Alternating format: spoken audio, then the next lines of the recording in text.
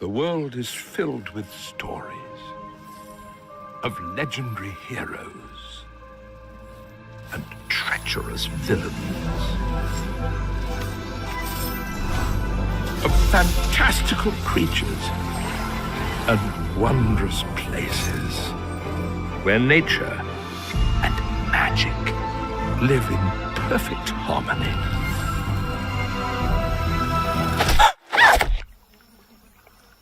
Not all stories have happy endings. But yours has yet to be written.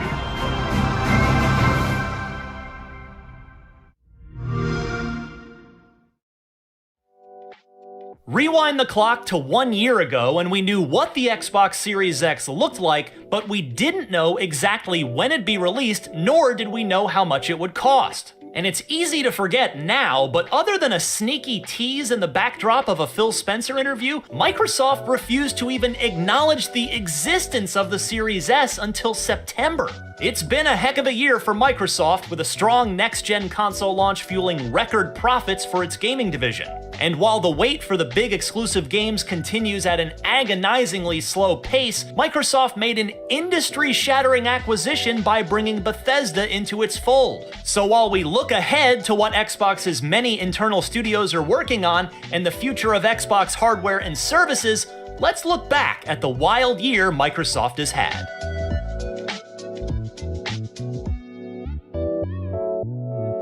2020 was a pretty strange year for everyone, including for Microsoft, as it took fans on an emotional roller coaster starting in May. Its first proper next-gen game showcase, a third-party event, landed unfortunately with a thud. Very few games looked particularly next-gen at the time, perhaps best or worst exemplified by a promised gameplay reveal of Assassin's Creed Valhalla that didn't actually reveal any gameplay. Surely, though, the first-party showcase scheduled for July, basically Xbox's E3 press conference in a year without a proper E3, would be better, right? Yes.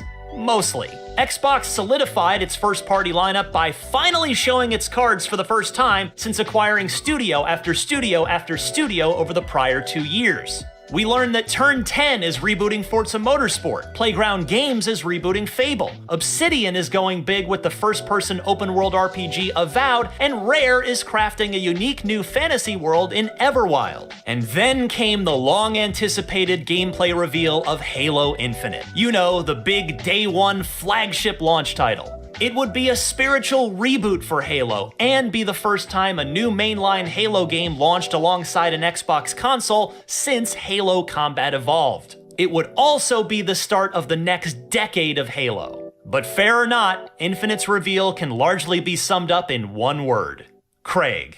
Put another way, it didn't go well. Infinite hardly resembled the technical showcase fans expect from a console's biggest game, and things quickly unraveled from there, leading Microsoft to make the bold and painful but ultimately correct decision to delay Infinite indefinitely, which later turned out to be a full year to fall of 2021. Once again, Microsoft had taken 2 steps forward, only to immediately stumble back by the same 2 steps. The company found its confident forward stride later in 2020, though, changing the landscape of the entire gaming world in one fell swoop by pulling off arguably the single biggest industry-shaking event since Activision and Blizzard merged in 2007. Microsoft announced plans to buy Bethesda. No, not just Todd Howard's Bethesda Game Studios, but all of ZeniMax's studios, including id Software, Machine Games, Tango Gameworks, and more for $7.5 billion. And Microsoft now has total control over the Elder Scrolls, Fallout, Starfield, Doom, Wolfenstein, Quake, and many, many more. The unprecedented momentum of such a merger took Microsoft to November 10th, when it successfully launched the Xbox Series X for $500 and the Xbox Series S for $300. Though the latter leaked ahead of its planned announcement, causing Xbox to coolly roll with it and post the meme heard round the world. While the Halo Halo-sized hole in the launch lineup was clearly felt thanks to a lack of any other truly next-gen games, the console itself was great. A fully featured device that not only supported a huge chunk of the Xbox back catalog all the way back to the original Xbox, but embraced it. The Series S offers a pretty impressive bang for your buck too. Microsoft added FPS boost in early 2021, and then started doubling frame rates like it was going out of style. And it already had external storage support, variable refresh rate, and other quality of life features that Sony still has to add to the PlayStation 5. Sadly though, supply can't keep up with demand for either new Xbox, nor the incredibly successful PS5 for that matter, thanks in large part to a global chip shortage that's affecting everything from consoles to cars. Microsoft CFO Tim Stewart said in November that Xbox console supply will likely continue to lag for at least a bit longer. But console supply is about the only thing not going Microsoft's way in 2021. To say that Xbox Game Pass has been on fire, NBA Jam style, would be selling it short. The Netflix for video game service topped 23 million subscribers by the end of the first quarter, thanks in part to the snowball rolling down a hill momentum that Microsoft has been building. In the span of a month, Game Pass landed Outriders as a day one game, got the formerly Switch exclusive retro RPG Octopath Traveler for its Xbox debut, and perhaps most awesome of all, MLB The Show 21. A Sony-developed game that spent its first 15 years as a PlayStation exclusive could be played on day one on Xbox at no additional cost to Game Pass subscribers. That the Xbox release of MLB The Show also ended a generation-long void of simulation baseball gaming on Xbox was the cherry on top. Microsoft even, as promised, found a way around Apple's anti-xCloud policy and launched a limited game streaming beta for iOS devices, meaning that soon virtually all Xbox Game Pass Ultimate subscribers will be able to play a selection of their favorite games from anywhere. As we look ahead to the rest of the Xbox's year, the bad news is that there is still a painfully obvious lack of exclusive games. The good news is that the long drought is finally almost over, and once it ends later this year, it's likely to end for good. Exclusive games should begin trickling out soon, such as 12 Minutes, which we've played and absolutely loved so far, Scorn, The Ascent, the Series X release of the masterpiece Microsoft Flight Simulator, Remedy's Crossfire X campaign, and finally, Halo Infinite. If we're being honest, could the Series X have launched this November with an absolutely killer lineup instead of last November and the dry spell that we've weathered ever since? Probably, but at the very least, the end of the Xbox's year one should look a lot better than the beginning, at least from a games perspective. Meanwhile, year two is still vague for now, but we know what's out there and at least somewhat likely for a 2022 release. The next-gen Forza Motorsport reboot, HELLBLADE 2, Everwild, State of Decay 3, and Starfield are just the first-party games we know about that could land next year. Plenty more are probably a bit further out on the horizon, like Fable, Perfect Dark, Avowed, The Elder Scrolls 6, and more. Every console generation seems to be different from the last in some way or another, and the Xbox Series X generation has already proven unique. It launched in the middle of a pandemic, quite smoothly under such crazy circumstances, which is a testament to Microsoft, and we've already had plenty of surprises and delights. That should continue as the Xbox Series X's first E3 looms before giving way to an exciting second half of 2021 and beyond. For more on all things Xbox, stay tuned to IGN and our weekly Xbox show, Podcast Unlocked.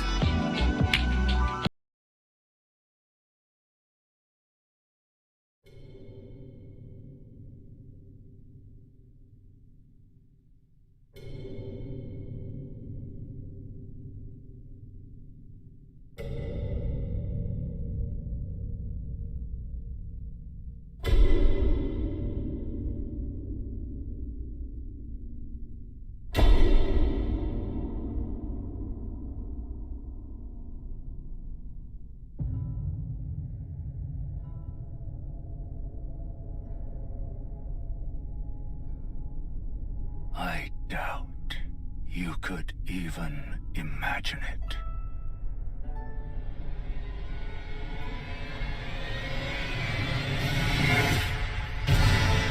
That which stars, giving life its fullest brilliance.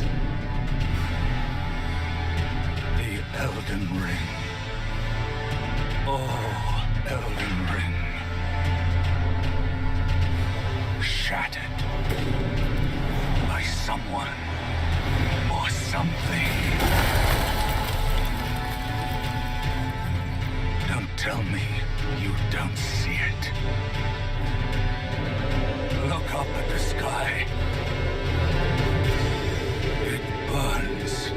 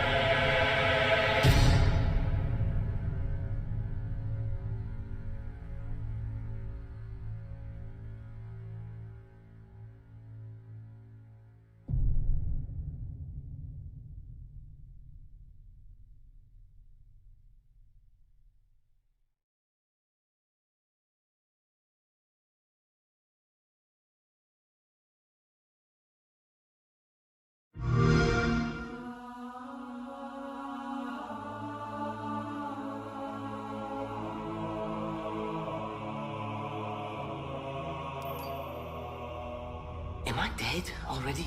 I must be. I mean, this is a punishment, right? Yep, this is death. No! No! No, no, no, no, no! This isn't happening. I'm going to have to make an emergency landing. Hold on, Chief.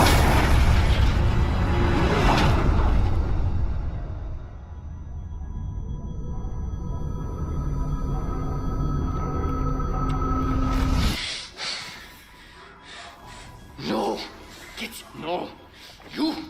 I can't stand this! Who you are? Breathe. No! You don't get to tell me what to do. You don't get to tell me anything. We're... Are you even listening? I count 3 anti-aircraft cannons. 3 what? You'll be safe here. Oh, I'll be safe. Safe? I haven't been safe since I found you. I found you, remember? You were out there on your own, and you'd still be out there if it wasn't for me. I thought I was going home. There won't be a home if we don't stop the Banished. You keep saying that. We're outgunned, outnumbered. I know I saw condors over there. I'm going to dig through them and find one with the working slipspace drive. And when you're done with this war, we'll get away from here. Far away. Wait here. Oh, please. Let me see what I can find. Cannons first. When I get back, we can look. Together. Okay, big guy.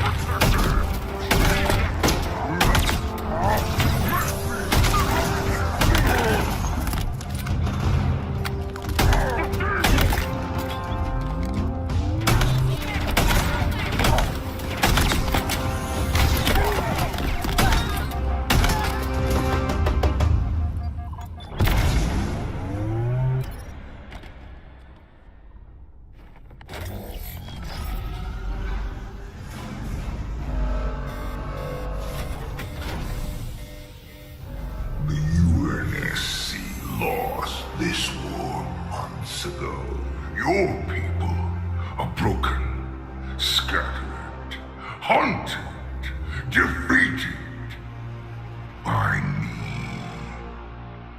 I wish I could tell you it was difficult, but it wasn't. We are one step ahead, always.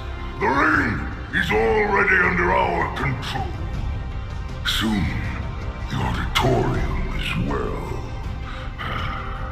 The Harbinger and the Banished share the same goal. We fight together to honor the will of Atriarchs.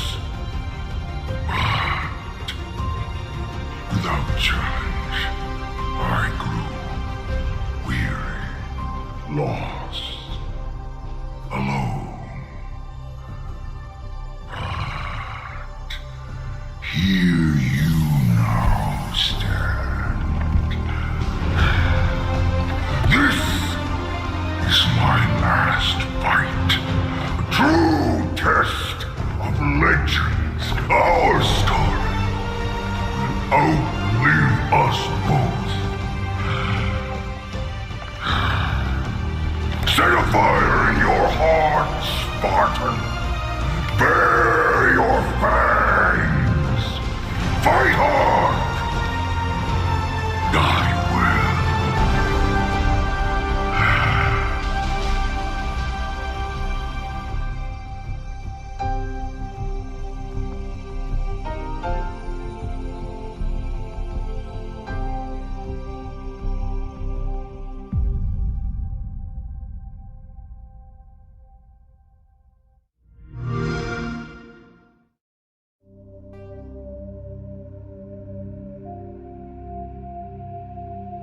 Confirm military specialization.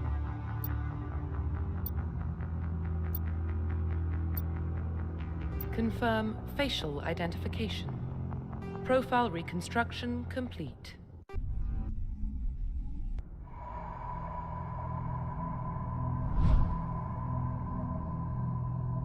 Well, what about Shepard?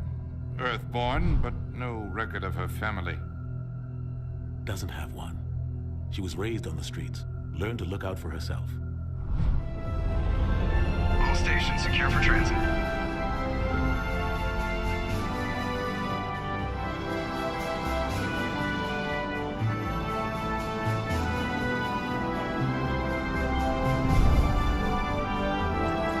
Board is green. Approach run has begun.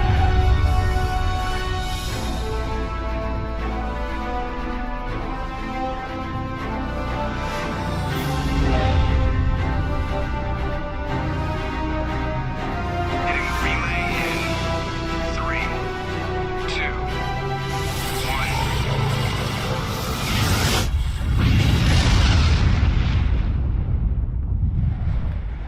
1. Nihilus will scout out ahead. He'll feed you status reports throughout the mission. Otherwise, I want radio silence. We've got his back, Captain. The mission's yours now, Shepard. Good luck!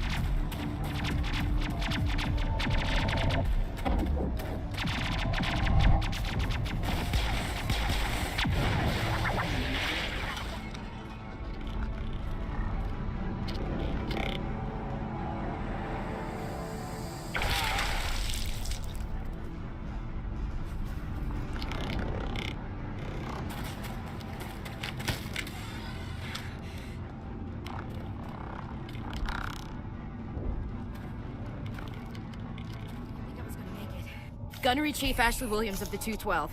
You the one in charge here, ma'am? Are you wounded, Williams?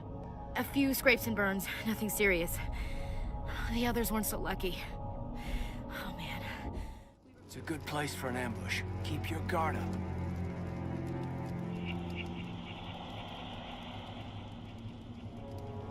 Oh, God. They're still alive. What did the Geth do to them? Humans. Thank the Maker. Hurry. Close the door before they come back. Marines held them off long enough for us to hide. They gave their lives to save us.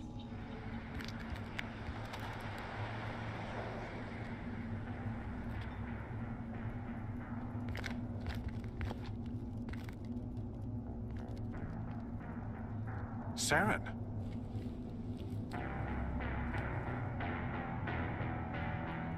Nihilus.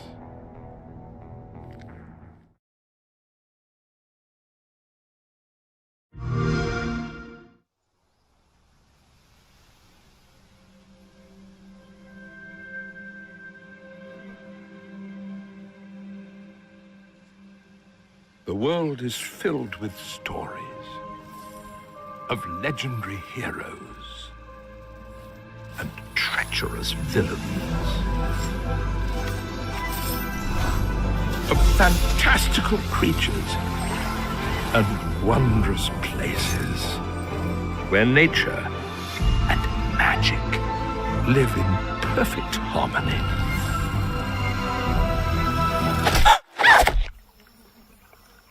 Not all stories have happy endings.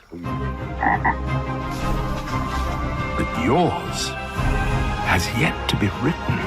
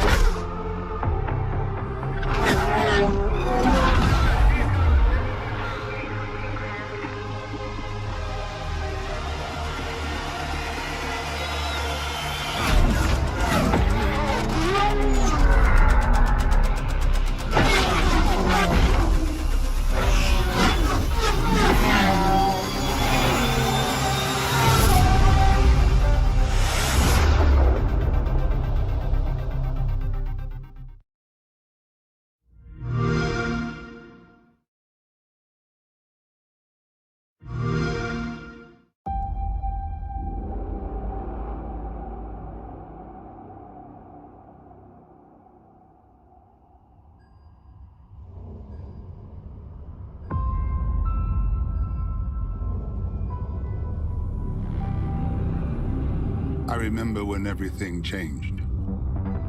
The floods, the storms, the fires, people dying in the streets.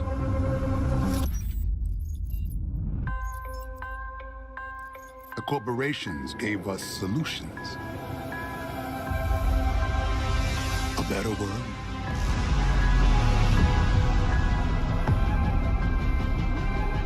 And we welcome them into our lives.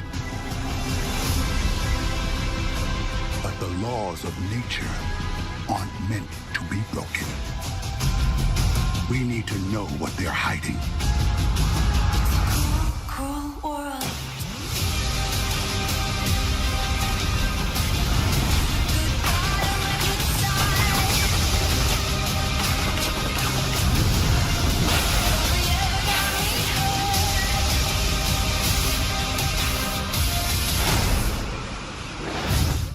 The Xbox Extended Gameplay Showcase is about to begin, but before that, IGN's Summer of Gaming is presented by The Tomorrow War, available exclusively on Prime Video July 2nd, starring Chris Pratt and J.K. Simmons. And now, get comfortable because the time has come for us to take a look at the latest trailer from The Tomorrow War. Enjoy.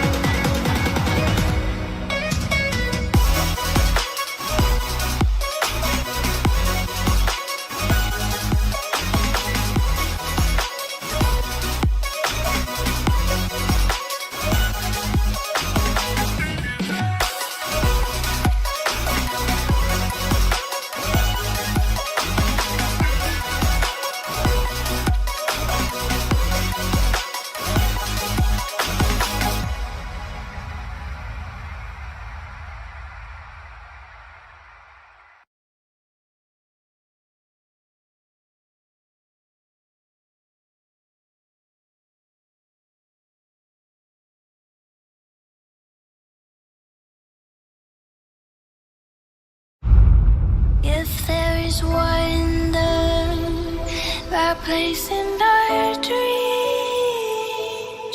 we can disappear into our world behind.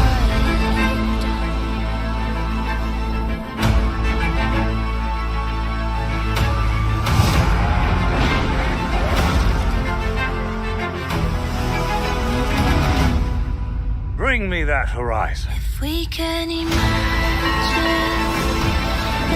what we can fall into the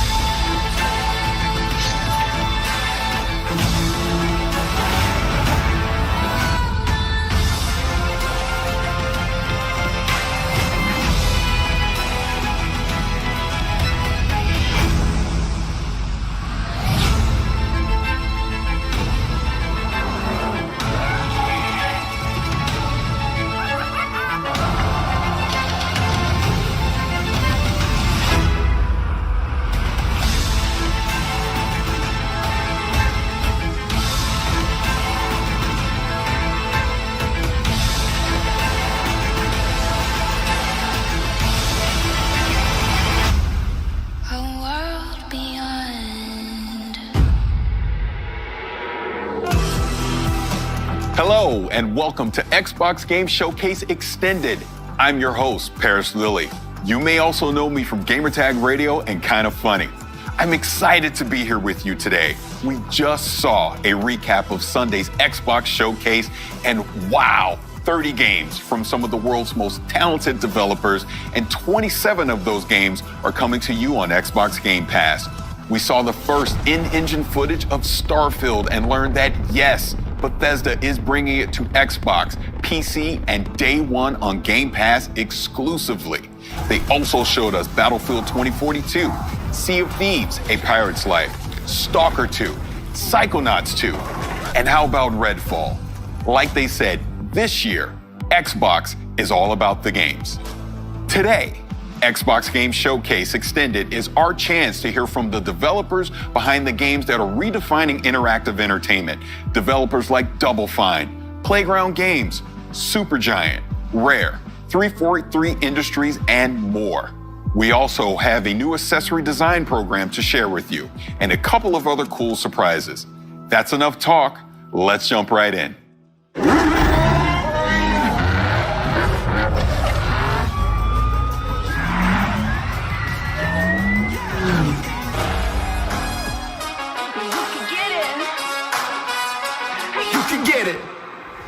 You can see it for yourselves. Forza Horizon 5 looks phenomenal. And here with us today, all the way from the UK, is Mike Brown from Playground Games. Mike, thanks so much for joining us. Hey, great to be here. Now, Mike, Forza Horizon has taken driving fans to Colorado, France, Italy, Australia, and the UK. How did you decide on Mexico for Forza Horizon 5? Yeah, so we knew right from the start that we wanted it to be the largest Horizon yet. But it's not far down the path from that you realize you don't want to go big if it's just going to be more of the same. So we also knew that it needed to be the most contrasting, most diverse open world we'd ever built. And then when you start to look at Mexico, it really is like the whole world in one country. It's got snowy peaks, tropical jungles, epic canyons, amazing beaches, beautiful architecture, incredible historic cities, but also modern cities as well. It really has everything. And then you add in the culture, the music, the artwork, the people, the history, and there really is no more exciting location for the Horizon Festival. Now that we're in Mexico, what are some of the authentic elements that we can expect in the game? Yeah, totally. So we've got the largest and most diverse world we've ever built. And as I mentioned just a moment ago, something that really excited us about Mexico is the culture. So we've worked with creatives from all across Mexico. We've had Mexican artists produce beautiful mural artwork that you'll find on the walls around the game. We've worked with Mexican music acts to produce original compositions for the game. We've worked with Mexican scriptwriters and actors so that all of those Mexican voices you hear in the game will sound really authentic. And perhaps not as obvious, but the other thing that is super authentic is all of our light data and skies. So we had a team out in Mexico with our 12K HDR sky capture rig. We captured more than 400 hours of sky data, and then we recreate that in-game. So all of the light, the shadows, the color information, all of it is recreated in-game based on real light data captured from Mexico. So everything you're seeing there just has that real authenticity, that feeling of reality. Now, we got a peek at Event Lab. Now, what can you tell us about that? Yeah, so Event Lab is a really exciting new suite of tools that will allow people in the community to create whatever they can imagine, really. If we look at the video right now, all of this that we see has been built using that Event Lab tool set. The bowling pins that have been placed, so someone's gone along, they've placed those, and then they've created rules that touch on them as well. So as we see, every time they're hitting them, a rule has been set up such that it gives players points. And then also in that clip, you can see that everyone else in that multiplayer session is hitting bowling pins as well, and all of that is adding into a collective team score. The rules could have easily been set up so that it wasn't a team score, that it was competitive. All of that creative freedom is open to players. It's as a game designer, I think it's the feature that I'm most excited about in Forza Horizon 5. And I would say as a gamer, it's a feature I'm definitely excited about because this really is going to open up some unique features between me and my friends. Now, with the power of the Xbox Series X and the S, what are some of the new technical features that we can expect? So in Forza Vista, we're really able to turn up everything, ramp everything on, turn on ray tracing, and we have the cars looking more realistic than they ever have before, unparalleled detail. But that detail, it does apply to the rest of the world as well. During the Xbox E3 showcase the other day, I mentioned we'd modeled the detail on everything, right down to the individual needles on the Choya cactus. That was just the plants that happened to be closest to the camera at that point. That level of detail is applied to everything that you see. And thanks to the power of the Xbox Series consoles, it's not just things that are right in front of the camera as well. We've really been able to push out all of the LODs and the draw distance and everything so that everything in the scene is full of that detail. And then, as I mentioned earlier, we capture that light data from Mexico, so you get this realistic lighting, shadows, AO, all of it comes together to create a scene that just looks real. Now, Mike, when can the world expect to play Forza Horizon 5? Sure. So we're launching this holiday on the Xbox Series consoles, the Xbox One consoles. We're on PC, on both the Windows 10 Store and Steam. Of course, we're in Game Pass and Game Pass Ultimate, and you can play us on your Android device with Xbox Cloud Gaming. And players who purchase the Premium Edition, or if they're a Game Pass subscriber and get the Premium Add-ons bundle, you'll get early access as well, so you'll be able to play a little bit earlier than everybody else. Now, Mike, this was a huge moment for you and the team. What does this mean to you? Yeah, well, for me personally, I mean, I've been working on the Forza franchise for a really, really long time, but this is my first game as creative director. So in this period over the last few days and week or so, as people are seeing it for the first time, for me, it's probably been one of the most exciting experiences of my life. It's been absolutely incredible. Again, Mike, thank you so much for being here. Thank you so much for having me. It's been a pleasure. Later in the show, we'll be hearing from the developers behind games like Age of Empires 4, Shredders, and Grounded. But first, the team at Ninja Theory has something to share with you. Here's Tamim, Chief Creative Ninja, to explain what they've been hard at work on for HELLBLADE 2. Hello everyone, and welcome to our brand spanking new Ninja House in Cambridge. I wanted to give you an update on the work so far for Senua's Saga HELLBLADE 2. What we're doing right now is building a good chunky slice of the game before we then move into full production to build out the rest. HELLBLADE was very special for us, and we didn't want to do a straight sequel. We wanted to do something extra special, and so we're making our lives as difficult as possible in that pursuit.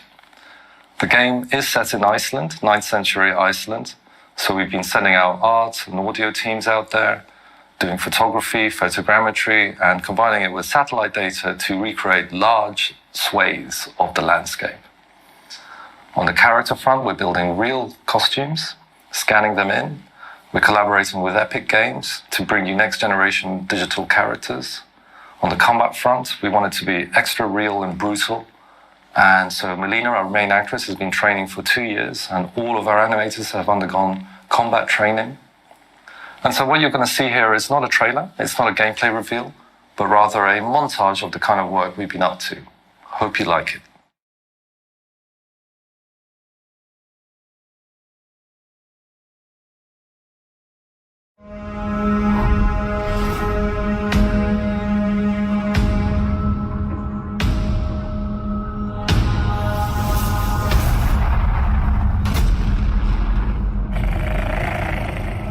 Will you follow me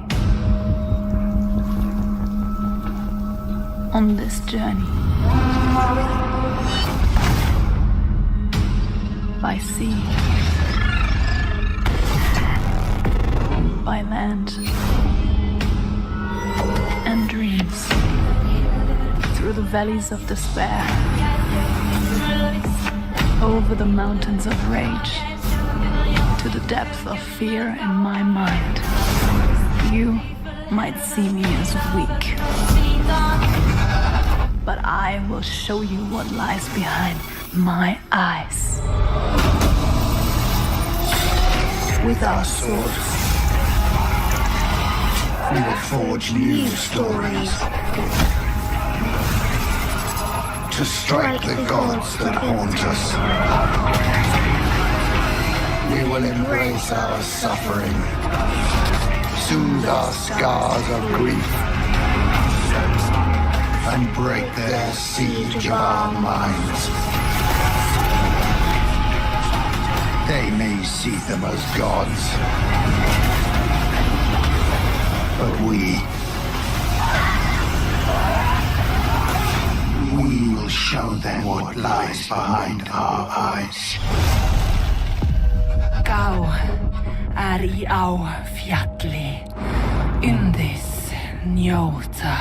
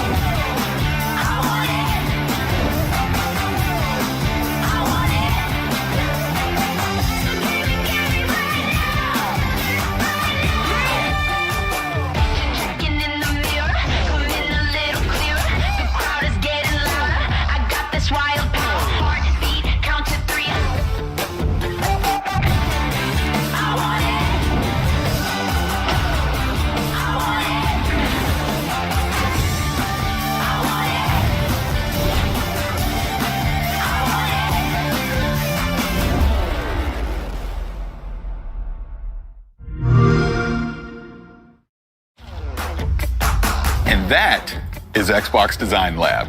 And here to tell us more about Xbox Design Lab is Naveen Kumar.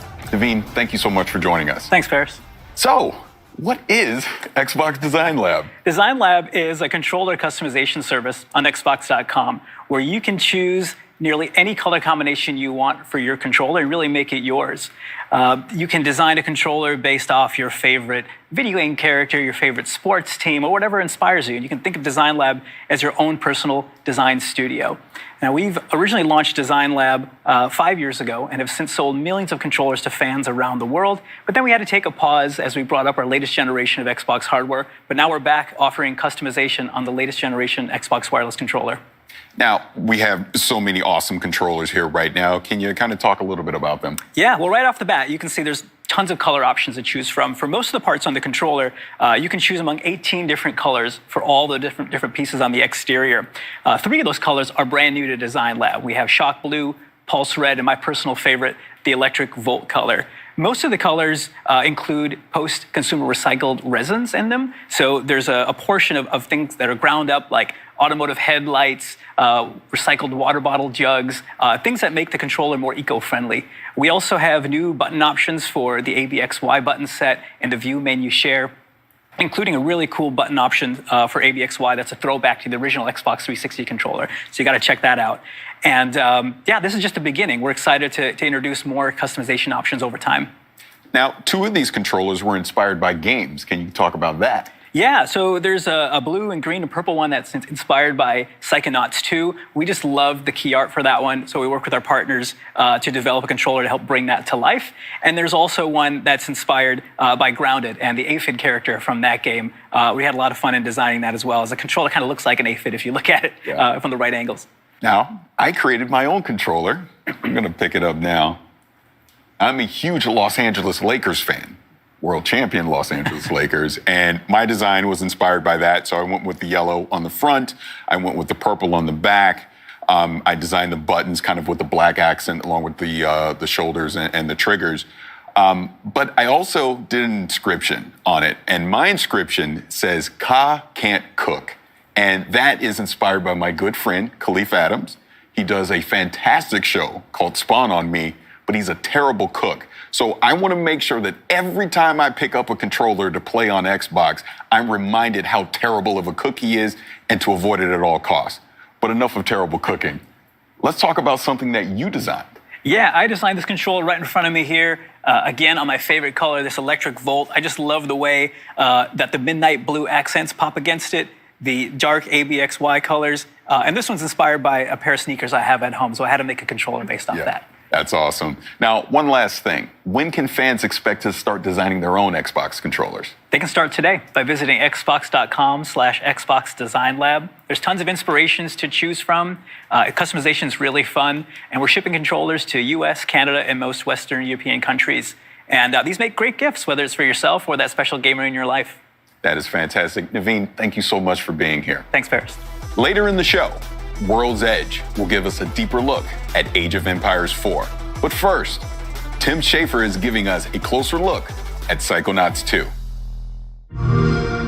Hi everybody, I'm Tim Schafer from Double Fine Productions, here today to take a deeper look into Psychonauts 2. Psychonauts 2 is an action-adventure game starring Rasputin Aquato, a powerful young psychic, also a trained acrobat, who ran away from his circus home to join the Psychonauts and expand and explore his psychic abilities. One of Raz's most important psychic abilities is that of astral projection, which allows him to project his psyche into someone else's mind and see their mental landscape made real.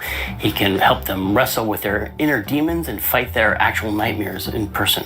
Which means that the levels in the game are actually brains.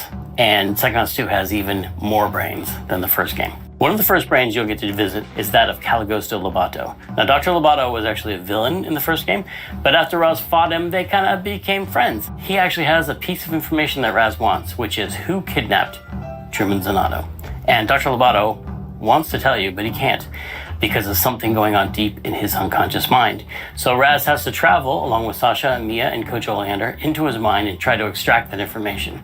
And there's a lot of forces at work inside Lobato's mind, maybe put there by someone else, who are trying to stop you, including some of the enemies that you might recognize from the first Psychonauts game, including the Censors, entities designed to stamp out thoughts that don't belong in someone's mind, including Raz, who doesn't belong here. But you also see a lot of new enemies, such as doubts and regrets. Lobato's mind is plagued with doubts and regrets, and they're very dangerous for Raz. Did I mention there's a lot of teeth? Have I mentioned there's a lot of teeth? There's a lot of teeth. He's an amateur dentist. He doesn't know a lot about teeth, but he really, really likes them. Luckily, to fight all these enemies, Raz will have his psychic powers, including his powerful psychic punch, where he has these hands that extend psychically from his body into a powerful melee combo. He also has his psychic blast, where he can shoot a powerful energy beam out of his brain. Raz also has the ability of pyrokinesis. It's always handy to be able to burn things with your mind. And levitation. Raz can use his own thoughts, his own thought bubble over his head as a balloon to float around or ride around on to get somewhere really quickly. So with these new powers, Raz can fight all these new enemies and hopefully find out who kidnapped Truman Zanotto. Now, while Truman's been kidnapped, the person running the Psychonauts is Hollis Forsyth, the second head of the Psychonauts. Hollis is also the head of the intern program, which is what Raz has joined now that he's become part of the Psychonauts. And he is invited into Hollis's brain for instruction. Hollis is teaching him a new psychic ability called mental connection, where you can see two thoughts in someone's mind and connect them, sometimes creating new thoughts, making new things happen. While Raz is training in mental connection inside of Hollis's mental classroom, he experiments a little too far and accidentally, maybe slightly on purpose, creates a lot of interesting gambling inside of Hollis's mind because he wants to go on the mission to the Lady Electopus Casino. Unfortunately, this connection leads to more connections, and eventually the whole thing gets out of Raz's control, and Hollis gets way too interested in gambling. And Raz has to go back into her mind, where he finds out that her memories of medical school, and where she studied neurology, have been corrupted by this gambling interest, and it becomes a casino hospital. And Raz has to actually go in there and engage with all these gambling machines in order to shut it down and return Hollis's mind back to normal. And she's gonna be really mad. Inside Hollis's mind, you'll see bigger, tougher sensors that have turned into bouncers inside the casino, and also a new enemy called Bad Idea. Where Bad Ideas spawn actual nasty-looking light bulbs over their head that become dangerously explosive and blow up in Raz's face.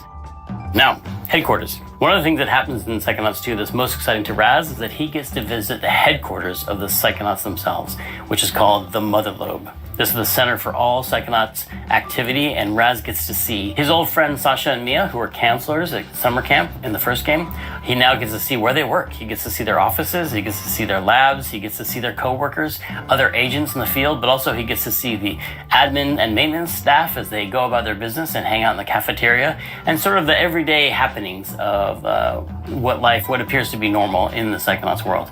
There are a lot of little hidden pathways and treasures around the base that he can find, side quests and scavenger hunts and things that you might recognize from the first game. There's a lot of characters to meet, a lot of fun things to discover, a lot of secrets about the Psychonauts themselves, and the lore of the founding of the Psychonauts, including the Psychic Six, who were seen on stumps around the campfire in the first game, but now we get to go much deeper into the story of how they played a part in the founding of the Psychonauts, how they were brought together and recruited by Ford Cruller and turned into this amazing international espionage force. One of the things that was so important about the first game was exploring this natural environment around the summer camp, all the little hidden paths and caves where Raz's adventures took place. And so in the second game, we've expanded on that. There's an even bigger natural environment, multiple natural environments around the headquarters that you can explore. There's a quarry outside the Mother Lobe, which is where they dug out these massive deposits of titanium. Titanium, this psychoreactive mineral that amplifies and changes psychic powers. There's lots of secrets around the quarry, lots of abandoned mines and caves and things to explore. And next door to the quarry is an abandoned roadside attraction called the Questionable Area, a sort of power vortex of strange happenings, which is also caused by the titanium deposits in the area. Water flows uphill, animals behave strangely. There's caves dedicated to the mystery of the Sasclops, which is a giant one-eyed being that might have existed and might not have. Here in the Questionable Area, Raz's family is camped out, his entire family, as if to embarrass him in front of his new Psychonauts friends. His family has showed up and they want him back in the circus. It turns out some of his family members, including his own father, have a little bit of psychic power themselves, and they'll be exploring that in Psychonauts 2, and you'll get to find out who put this curse on Raz's family to die in water. The Aquatos have been cursed by a mysterious character to all die in water, and this manifests itself in the form of the Hand of Galokio, which is this hand that comes out of the water, which is really just Raz's psychic construct. Raz is so afraid of water because of the curse put on his family that every time he comes near water, this creepy hand comes out and tries to grab him and pull him under, which is all happening inside of Raz's head. In Psychonauts 2, you'll get to find out who put this curse on Raz's family, where it came from, and what he can do about it. The story you uncover about the curse put on Raz's family links back into the story of the foundation of the Psychonauts, and Raz finds out that his family and the Psychonauts family are actually more intertwined than he believed.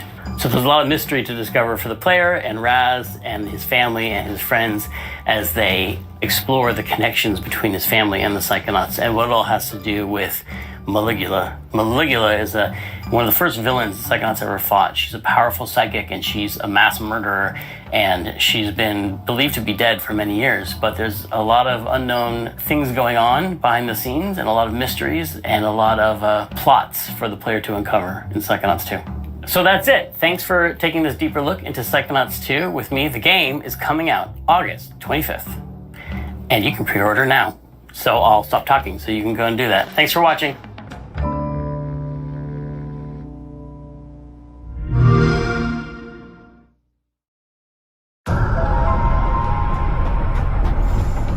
Hello? Nessa! Liu! Lance! Get on! Thanks. No problem. Stick together and let's do this. this a disco? This I do not like. I could use some help! Hit your pulse! This is not good. This is not good. What if we open the doors and run? Just run. No stopping, no shooting, just straight to the bridge. Get that flasher!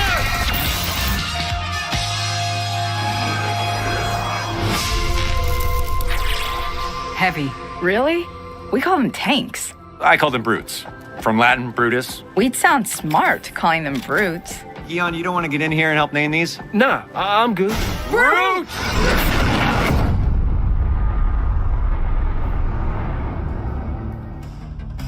The Anacrusis is looking like a game I didn't realize I needed in my life.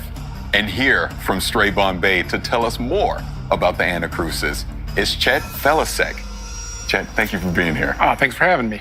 Now, talk to me about this game, the Anacrusis. What's the concept? How did you come up with this? So I grew up with late 60s, early 70s sci-fi. I love that stuff, right? Logan's Run, Yes. Battlestar Galactica, Space 1999. That wasn't cheesy to me or campy. That was just the way sci-fi was. And so we wanted to set a game in that world, right? We have those cool colors, cool shapes, fantastical sci-fi weapons and creatures. And then it also lends itself to, we wanted something that was positive about the players, the characters, you're working together. Sure, there's aliens. Sure, you're fighting them. Sure, you're trying to save Earth. But you're doing it in a positive, uplifting way. After the pandemic, I don't think I could go back to a dreary, post-apocalyptic world. I need something uplifting, and so we wanted to deliver that. That's awesome. Now, talk to me about the gameplay. You've said that there's an infinite replayability to this. So how does that factor in? Yeah, so there's a 4-player co-op. You're playing with your friends, and what we want to do is make sure that it's different every time you're playing it. And so we have a lot of different systems that do that, but underneath it all is the idea of the AI driver. The AI driver is driving everything that's happening in the game with items, where they're placed, what's happening with the creatures, what's happening with your health kits, your perks. All of those systems are driven off of that.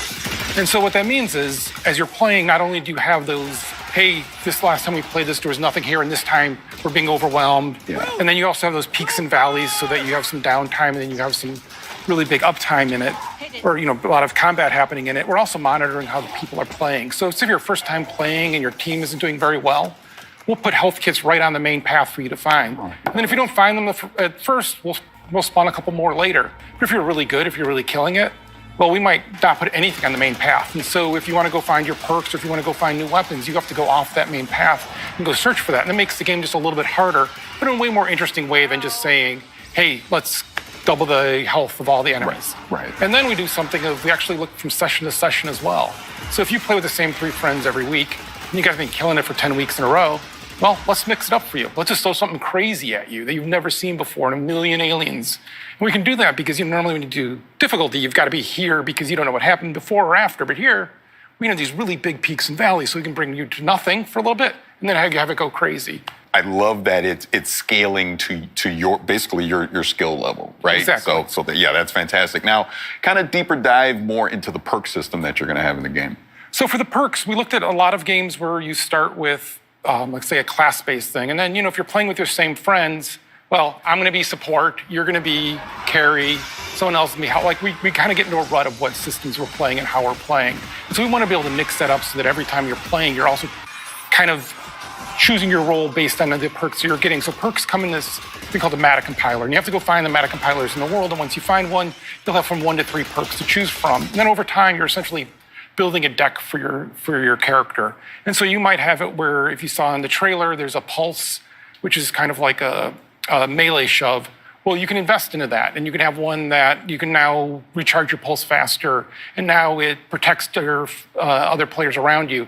And then it gets more powerful, and you can actually do damage with it. So all of a sudden, you went from being a support character playing in the back to leading the charge going forward and knocking down aliens and everyone else blasting them. Or you'll get a bunch of perks that are about investing in one weapon and making it where when you do headshots, it actually does damage to other aliens around. So now you're the sniper hanging back. And so it's really mixing up that kind of experience that you're having. And you'll earn these perks as you play. So the more you play, the more perks you have.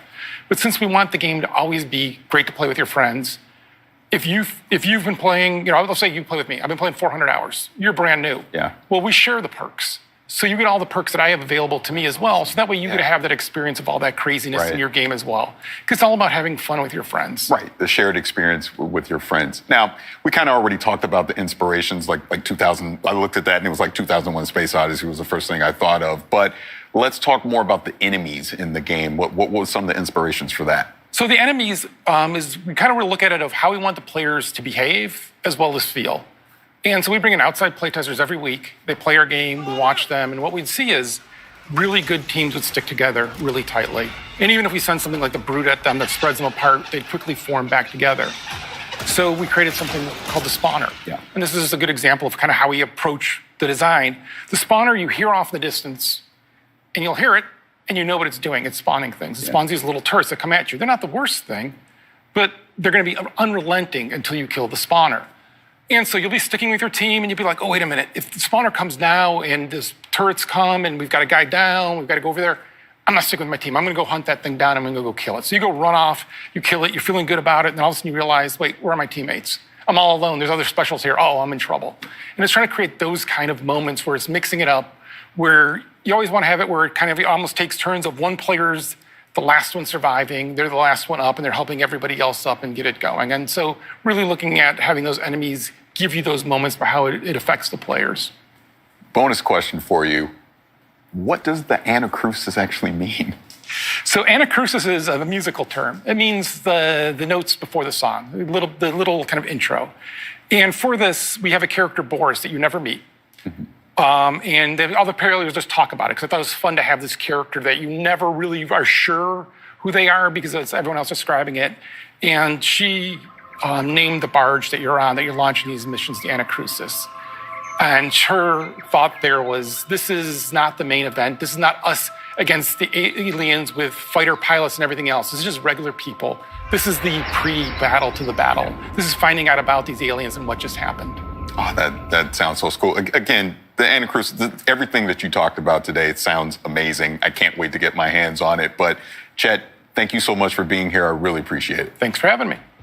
We've got so much more coming in today's show, including Obsidian Entertainment with Grounded, iLlusions and Let It Roll with Shredders, and 343 Industries with a deeper dive on that incredible multiplayer trailer for Halo Infinite. But first, the original Stalker was one of the most intense and eerie games of its era. Next year, we return to Chernobyl for Stalker 2. And Zach from GSC Game World has a closer look at the game. Let's check it out. Hi everyone, it's Zach from GSC Game World. It has been several days since the gameplay reveal of Stalker 2. Our game now has a subtitle, Heart of Chernobyl, and a release date of April 28, 2022. By the way, the pre-orders are opened for both PC and Xbox. You're obviously here willing to learn more, so here are several details about Stalker 2, Heart of Chernobyl you probably didn't know yet. So let's dive a little bit deeper in our trailer. This section of the trailer is a bandit's gunfight on the chemical plant. You can see the actual in-game animations of picking up the weapons and installing modifications on the go. The thing is, you can notice the teaser of a new faction. We are not showing the exact moment right now because we wonder if you can discover it yourself. You may actually recognize the exact location on the swamps. If you played Stalker Clear Sky, you may remember this place. The time did the job, but the tower is definitely still there. Also in this scene, you can see a brand new detector Skiff is using for the artifact hunt. Because of its form, it's called Gilka, which actually means a branch in the Ukrainian.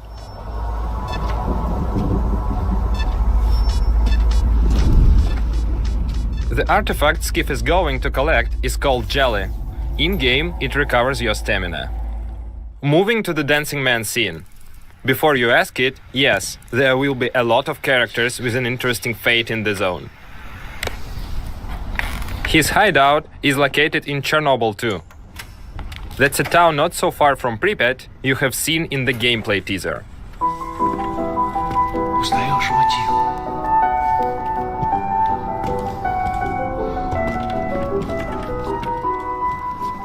Вот это культура! А ты одно и то же по кругу лобаешь. Сам же просто. The campfires. A small isle of safety in the unwelcoming zone. A place where you can finally have a little rest before another foray. You have seen the campfire during the first trailer in the Rookie Village. Of course, it wasn't the only one. The zone is full of dangers and mutants. The monsters are the result of the numerous experiments. We're not ready to show you all of them, so let's stick to the old good bloodsucker for now. Считаешь, я не думал, как обойтись без его смерти? Она не могла быть свободна, пока он жил. Зато теперь посмотри на нее. Нет, Скиф, я не отдам ее никому. Зона дала мне жизнь, новую жизнь. Жизнь, которую я готов вернуть, если потребуется. Я буду защищать ее. Всегда. In this rooftop scene, we are truly proud with the quality of the animations. We made a small behind-the-scenes video from our motion capture studio. The face photogrammetry process makes the final result as close to the reality as possible. Она не могла быть свободна, пока он жил. Я буду защищать ее. Всегда. The Gauss gun you're seeing in this section is one of the most powerful weapons from the arsenal.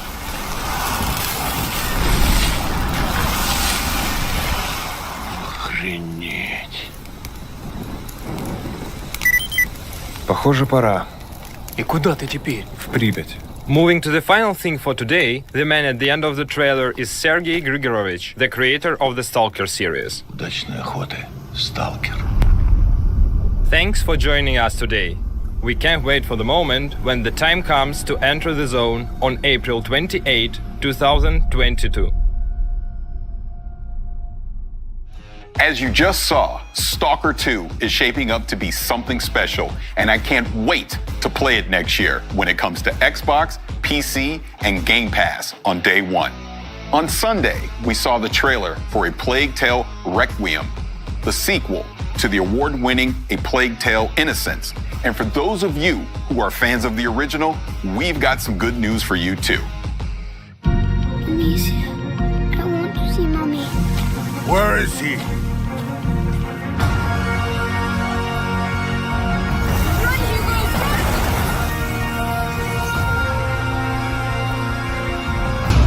If history was in your hands, what would you build?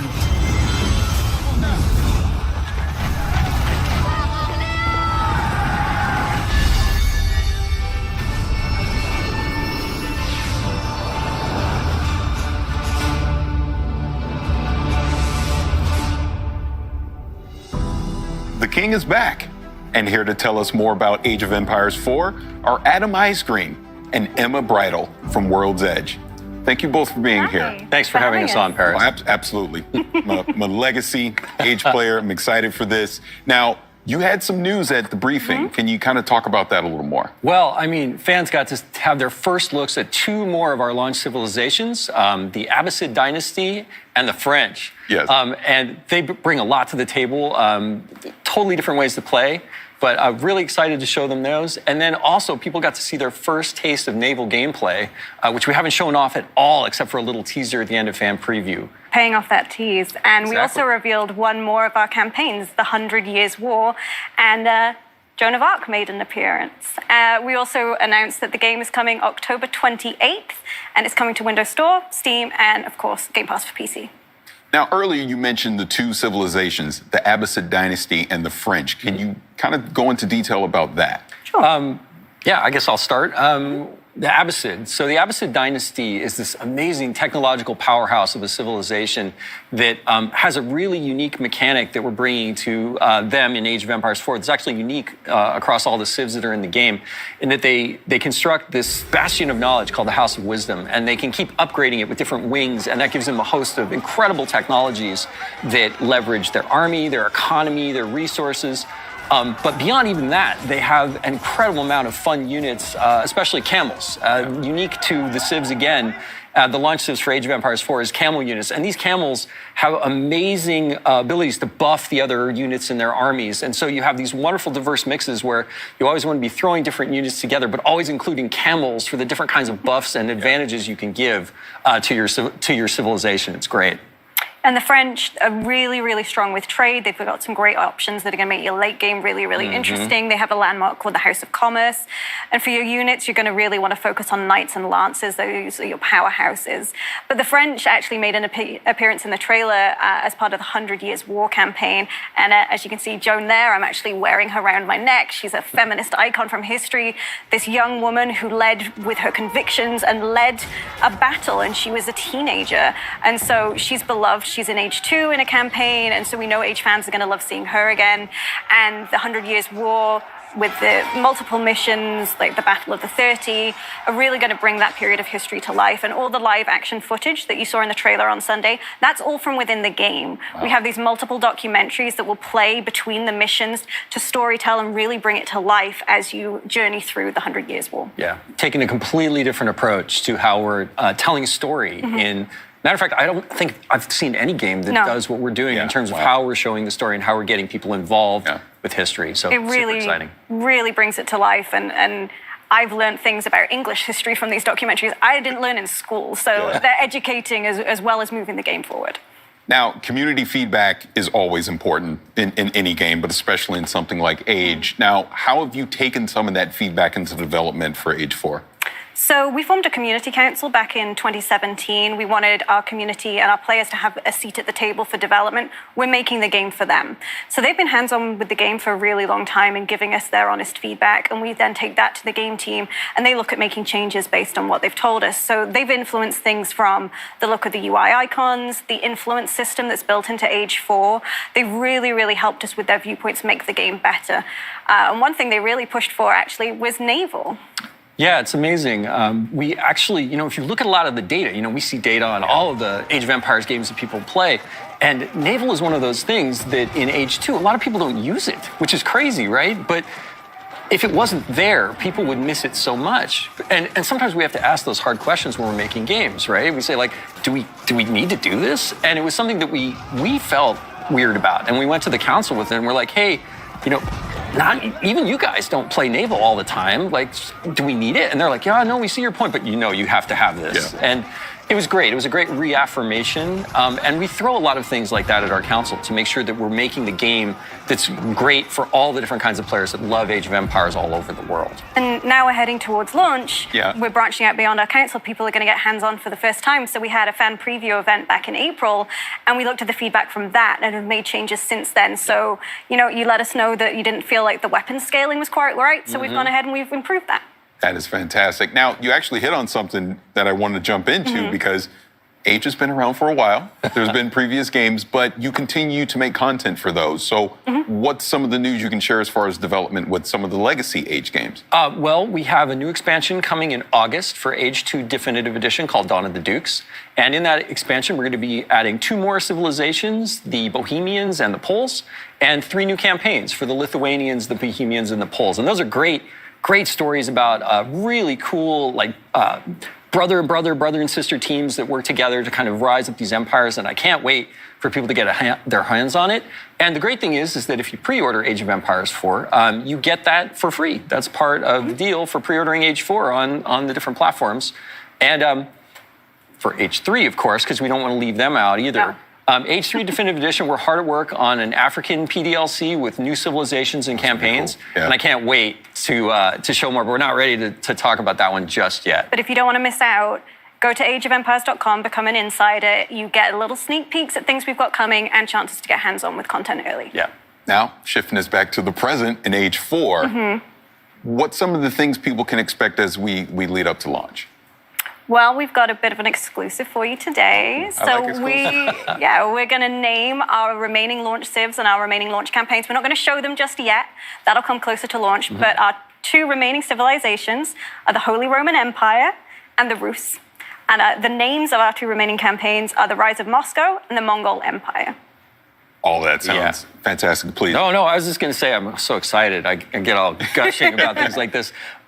you're gonna have to wait a little more to get information and see more detail on those civilizations and campaigns, but we've also got a ton of stuff planned. We have a beta that's going to be coming up, so you can go to ageofempires.com to sign up for be an insider to get in our beta and get a chance to actually get hands-on with the game.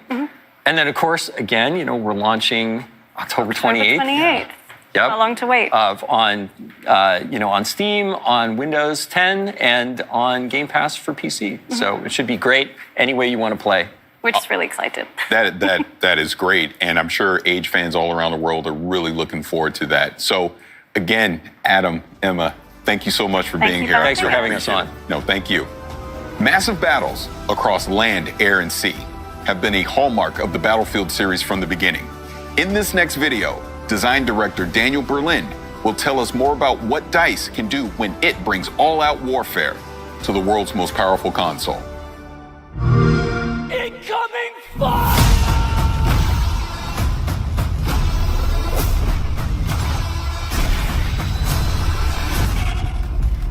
Attention all squads.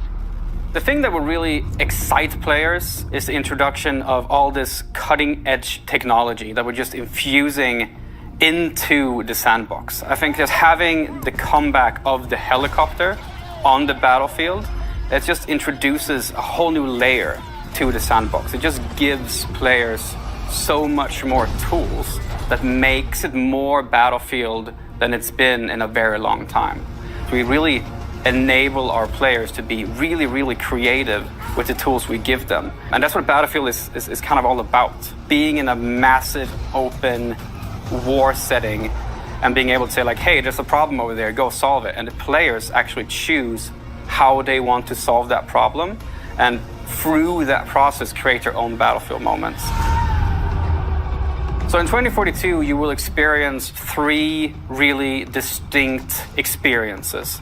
The one we're talking about right now, we're talking about today, is the experience that we call the all-out warfare experience. Now, this is the place you go in 2042 when you want to have those classic Battlefield experiences, this massive war where it's, air, land, and sea just coming together in these massive battles. But we've actually made a distinction between 2 separate experiences within the all-out warfare experience. And that's Conquest, which is very much a staple for our franchise. It's something that our fans know and love, and we're just taking the Conquest experience to the max this time around. Conquest is all about the freedom, the access to the sandbox, being able to choose where you fight, how you fight, where you want to go.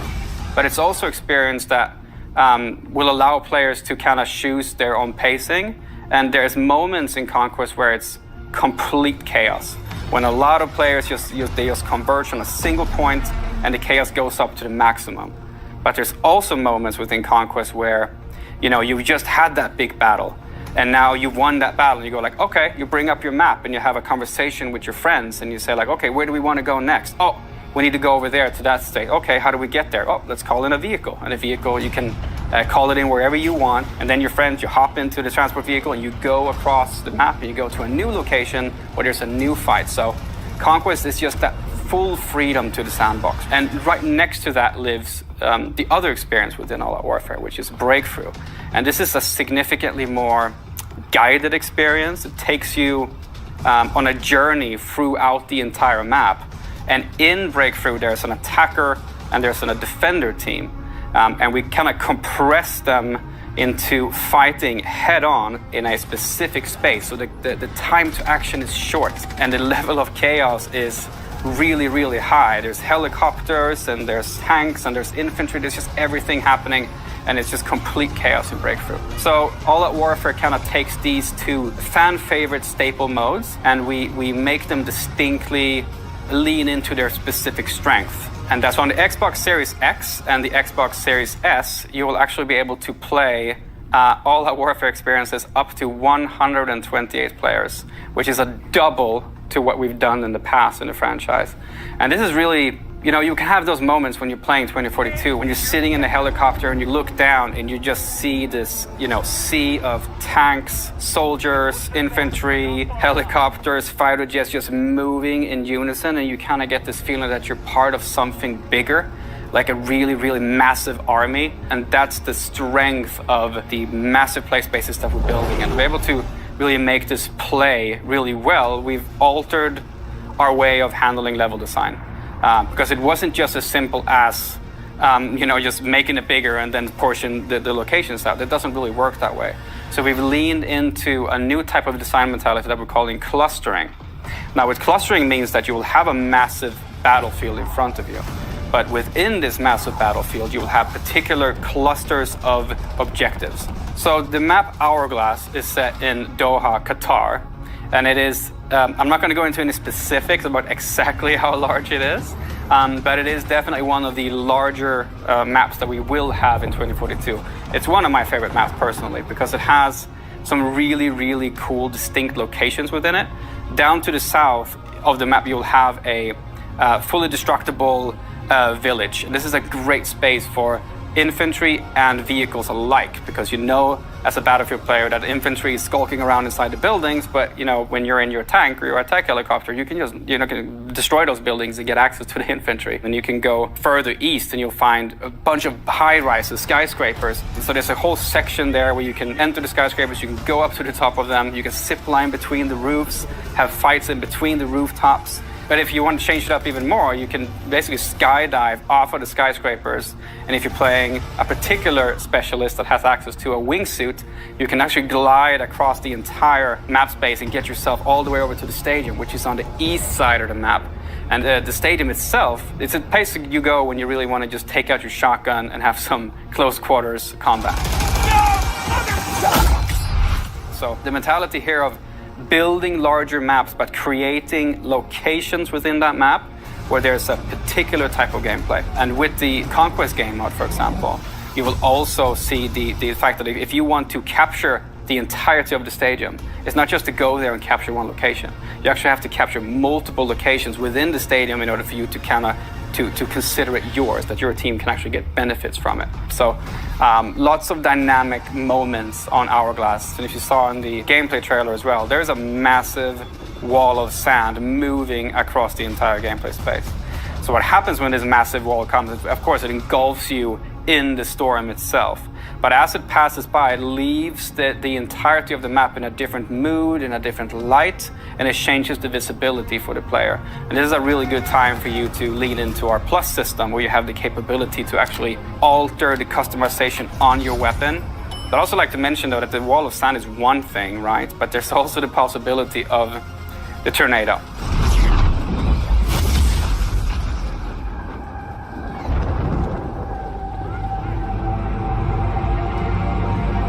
And the tornado is this massive disruptor that just comes into the play space, and wherever it goes, destruction follows. It's a massive, moving physical entity that will pick you up, throw you across the map, pull helicopters into it.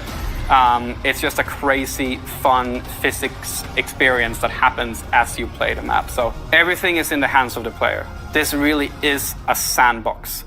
And these moments are in the hands of the player. While in other games, the battlefield moments are pre-scripted, in our game, they just happen. And they happen differently every single time because it's players controlling what's happening around you. That's something that you only get in Battlefield. And that's why I love Battlefield so much.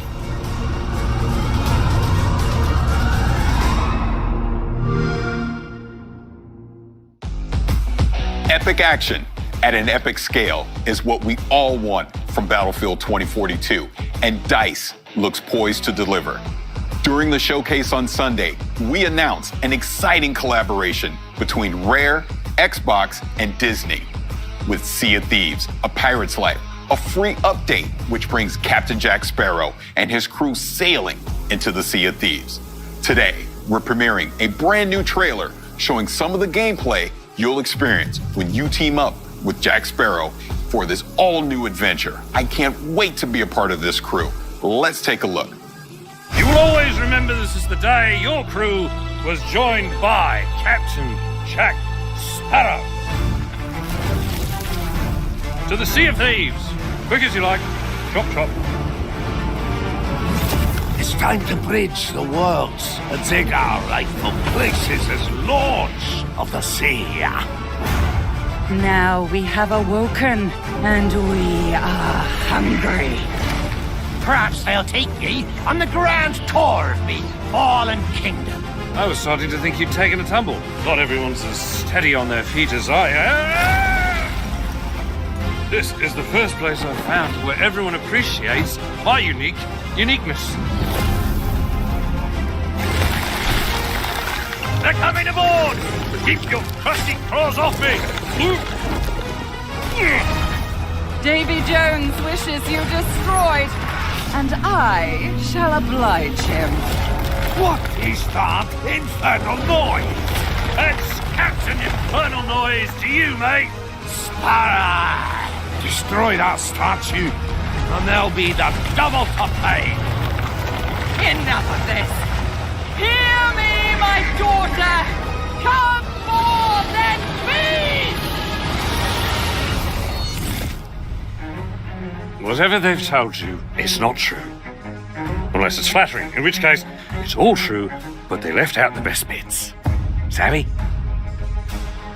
Hey everyone, Joni, executive producer on Sea of Thieves here. So we've shown you the cinematic trailer, we've shown the gameplay trailer, but there's still more to come. So on Sunday at 11 AM Pacific, 2 PM Eastern, 7 PM UK and 8 PM in Europe, we have the Sea of Thieves A Pirate's Life showcase. So this is a real deep dive just into all of the details behind this collaboration with Disney. How did we bring Jack Sparrow into our world? How do we capture his humor and his charm and all of the kind of characters that are coming in as a part of this? You're going to get a first look at a couple of tales and actual gameplay of those. We're going to get some behind the scenes interviews with our development team and also just to chat with us, with Disney, just about how this collaboration came to be. So it's going to be amazing. I hope everybody tunes in. So we'll see you on Sunday.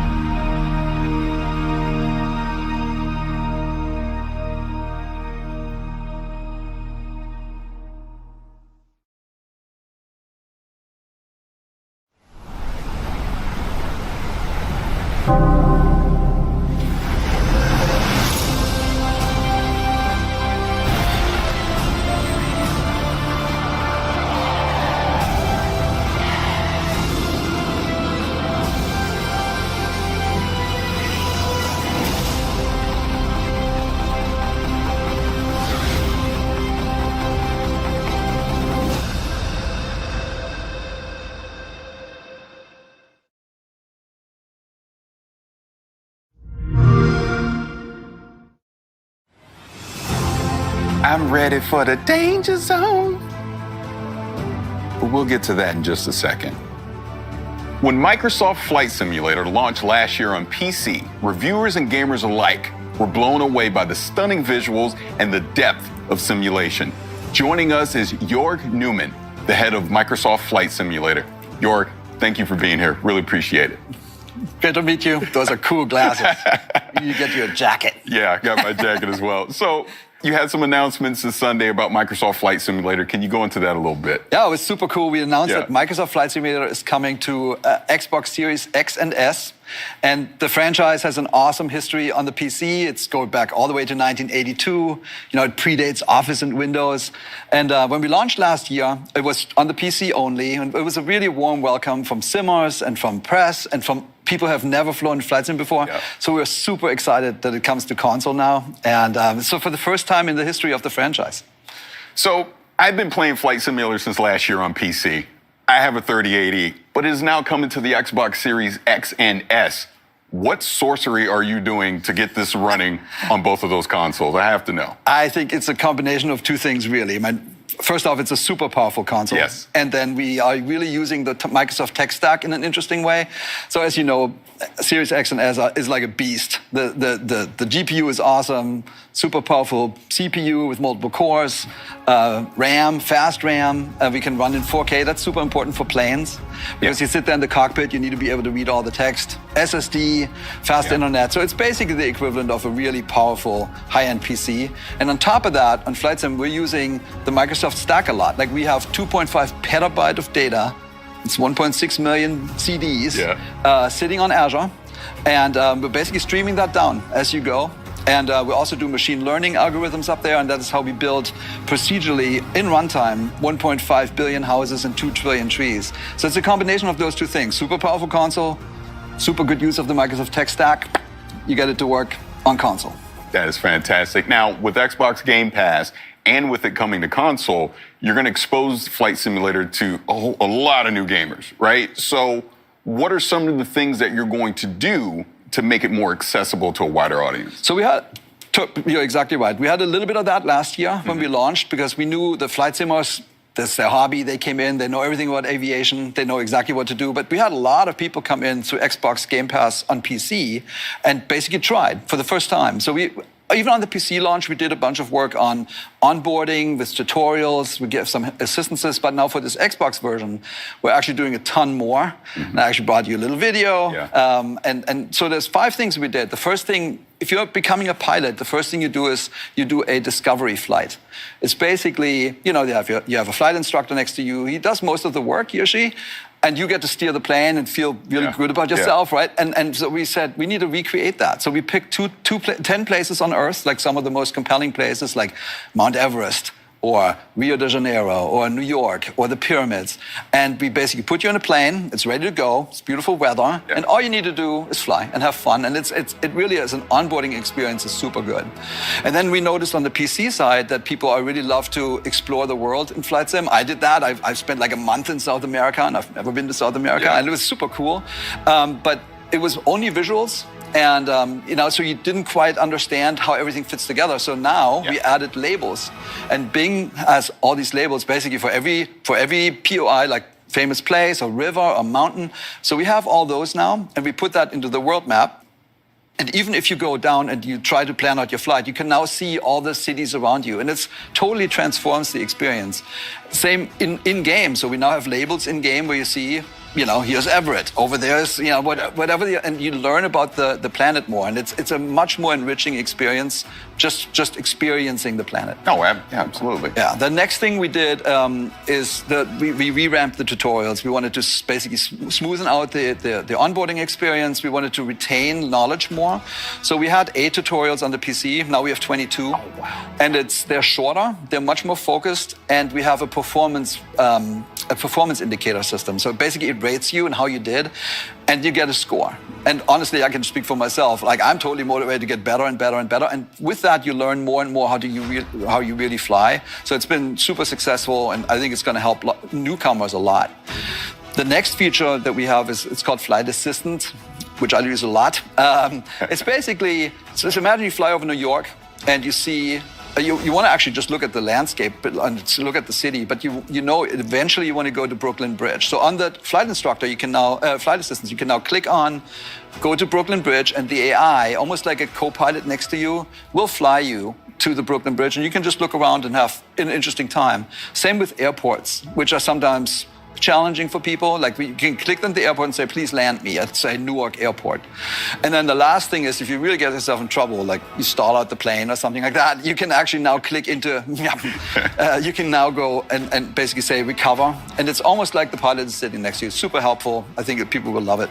And the last thing was, we learned that everybody's good taking off, but some people are hesitant to land, specifically when you look at like big international airports and they seem scary and you need to talk to the air traffic controller and all that, super technical. So we added a new feature called Land Anywhere. Just let them land anywhere. And then when you do that, the first thing you see is 71% of the planet is water. Yes. So we added basically floats to a bunch of our planes, and you can land everywhere now in the ocean or in rivers or wherever. Same with snow. So we have skis on our planes now, and so you can go to the polar regions, mountaintops, or when it's winter, because we have winter, when it's snowing, you can now land anywhere. So I think those 5 things in combination will really make it easier for people who have never been in a flight sim, because it's, we made a decision not to dumb down the flight sim. It's not easier. It's not gamified. Right. Like we gave assistances to help you learn how to actually fly a plane. I think we're going to achieve that. So, one thing on PC is there's a ton of flight accessories that you can use as far as various peripherals and controls. What are you going to be able to bring to the console that can somewhat replicate that experience? Totally, so a good news story. So there's 2 really good flight sticks already on the console. It's the Thrustmaster T-Flight HOTAS 1, if you have that. And then there's also the HOTI HOTAS flight stick. And so we fully support those 2. And then we worked with all the main top-notch peripheral makers, both on PC and Xbox. And all I can say is there are going to be some really good announcements coming up. Yeah. And for Core Simmer, I can say you can now play. We have the software to have a full Core Sim experience, and we'll have the hardware on Xbox. All for the first time on a console. It's going to be great. Oh, that's going to be great. Now, we obviously had the funny start with the Top Gun Maverick expansion pack. You announced that. But can you go into a little more detail about that? Yeah, we can expect. We couldn't be more excited, right? Like, I mean, it's really like a dream come true. If you think about entertainment and the franchises that celebrate aviation, you will actually come to Microsoft Flight Simulator and Top Gun, and it's a perfect marriage. So I can't say that much about it because the movie obviously is, keeps everything under wraps. But if you watch the trailer carefully, you saw there's some F/A-18s, and there's an aircraft carrier. There might be another plane. And then I can say is we're going to go fast, like really fast, and we're going to be in the danger zone with this one. That is going to be great. Really looking forward to that. Now, as we wrap this up, there's not much else you can say about the Maverick expansion pack, but what else can people expect from Flight Simulator in the near future? A lot. So ever since launch, we said we're going to launch and have a new update, like a big, meaningful update every single month. And we launched 9 months ago, and we had 9 updates. So we have something that's called World Updates, where we just pick a zone on Earth, like the United States or Japan or like England and Ireland, and we make that really better. Like we get the the best possible satellite imagery. We create an elevation map that basically makes the mountains look better. We create 3D cities. Like after launch, we launched London and Paris, and then we also make missions. So we celebrate the planet, like with these updates, and we're just going to go around the planet. We're shipping 2 more this year and 6 more next year, and then. We also have something called sim updates, simulation updates, where we work with the manufacturers of planes, with the flight sim community out there that knows tons about everything, and also with real-world pilots. And we're basically making the sim better and better. The goal is to make the ultimate sim. Yeah. It's the perfect thing, totally authentic. And then on top of that, you should expect the unexpected. Just like with Maverick, which I don't think people really saw coming, there will be more of that. And I think all I can say is it'll get the gamers and the simmers both their hearts pounding. So keep watching the skies. That is awesome. Now, again, I'm so excited that more people are going to get to play Flight Simulator. I've been playing it on PC. I love it. I highly recommend everyone do the flight from LA to Paris. It's really good, very cathartic. But as we get out of here, I want to thank you so much for taking some time to talk about Flight Simulator. Can't wait for that expansion pack. Thank you so much. It was awesome. Thank you. Still to come, we have Grounded, Shredders, and of course, Halo Infinite. But first, one of the best PC games of 2020 was Hades, and it's got a ton of awards to prove it. Here's a closer look at what we can expect from Supergiant Games later this year on Xbox Series X and S. We just announced that Hades, our Game of the Year winning roguelike dungeon crawler, is coming soon to Xbox, and I want to introduce you to some of the gods, ghosts, and monsters you'll meet in our rendition of the ancient Greek underworld. You don't need any prior interest in Greek myth to get into Hades, but as you play, maybe you'll get to wondering how much of this stuff comes from mythology. The answer is a whole lot. Greek myth is filled with wild, fascinating, often contradictory stories of these larger-than-life characters. The Olympians are a big, complicated family, always bickering and always pushing each other, and their portrayals in classical mythology inspired our portrayals in Hades. Let's start with Hades himself. What is it now? I've a mountain of infernal parchment work. He's often relegated to the role of villain in many modern adaptations of Greek myth, but in classical mythology, he's a complicated guy, and much more principled than some of his brothers or sisters. He's so fascinating, we made a whole game about him. As the god of the dead, Hades has an imposing reputation to live up to, so he even has a monstrous pet in the three-headed hound of hell, Cerberus. The idea that this savage beast was still somebody's pet dog crystallized how we wanted to portray the gods in Hades, that despite being immortal and all-powerful, they're not so different from the rest of us. Though, let's not forget Zagreus. We've heard from many players who figured Zagreus was a god of our own creation. After all, who's ever heard of Hades having any kids? But according to some ancient sources, he did. Greetings, Father. My ransacking was a delight, thank you for asking. So I'll just be on my way again. In classical mythology, Zagreus is a little-known chthonic god, meaning a god of the underworld, sometimes associated with Dionysus, the god of wine. But in other cases, he is associated with Hades. How could Hades have a son nobody knows about? How does he fit into the myths we do know of Hades? We were so drawn to answering these questions that they form the basis for the entire story of this game. If you're the prince of the underworld, who do you get as your personal trainer? That would be Achilles, a near-invincible warrior in his day, once called the greatest of the Greeks. Good to see you, lad, despite the circumstances. Remember your training out there. The pain of death is but another obstacle. Hades takes place after his untimely demise during the Trojan War, once he's had a lot of time to reflect on his life choices. Achilles lived in glory, so he's got an okay gig in the afterlife, but some wretched souls end up in a really bad spot in the underworld. And for better or worse, they get to meet Megara. Ever stubborn, aren't you? Maybe my whip might make you reconsider whatever it is that you're attempting here. She is one of the three Fury sisters tasked with torturing some of the absolute worst souls for all eternity. And in our game, she's also tasked with making sure Zagreus doesn't make it out of the underworld. These two have a lot of history, and since the story of Hades keeps moving forward each time you play, the more you run into Megara, the better you'll get to know her. There's also Thanatos. Death approaches. He may decide to drop in on you when he isn't busy whisking the souls of the recently departed to the underworld. Thought you could just get away from me, did you? He is the personification of death, according to Greek myth, though represents more of a peaceful death than, say, the kind that happened a lot during something like the Trojan War. So even though he can seem a little sinister at first, in the spirit of the mythology, we wanted our Thanatos to have a gentler side. Thanatos has a couple of brothers in Hades, such as Hypnos here, the personification of sleep. Paul says here one of the wretched thugs got you. Too bad. When he's not dozing on the job, Hypnos can comment on every single possible way you can die in this game, of the dozens and dozens of different possibilities. Where did all these gods of the underworld come from anyway? According to the Theogony, an ancient Greek creation myth by Hesiod that introduces all the gods and their ancestors, many of the chthonic gods came from Nyx, the personification of night. Darkness guides you, child. You have outgrown this house. Of that I am now certain. Should you return again here, I shall keep you safe. She is a primordial goddess, meaning she is much older even than Hades or the Olympians. And in our game, she has an important role in the underworld, not the least of which is helping you unlock some of your hidden power.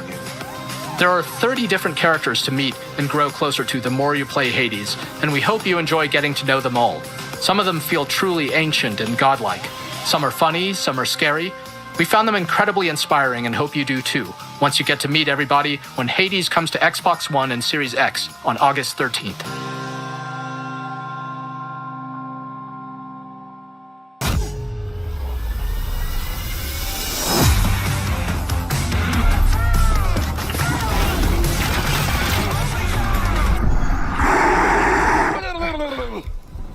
пошел ты. This is good. This is really good. Holy blood.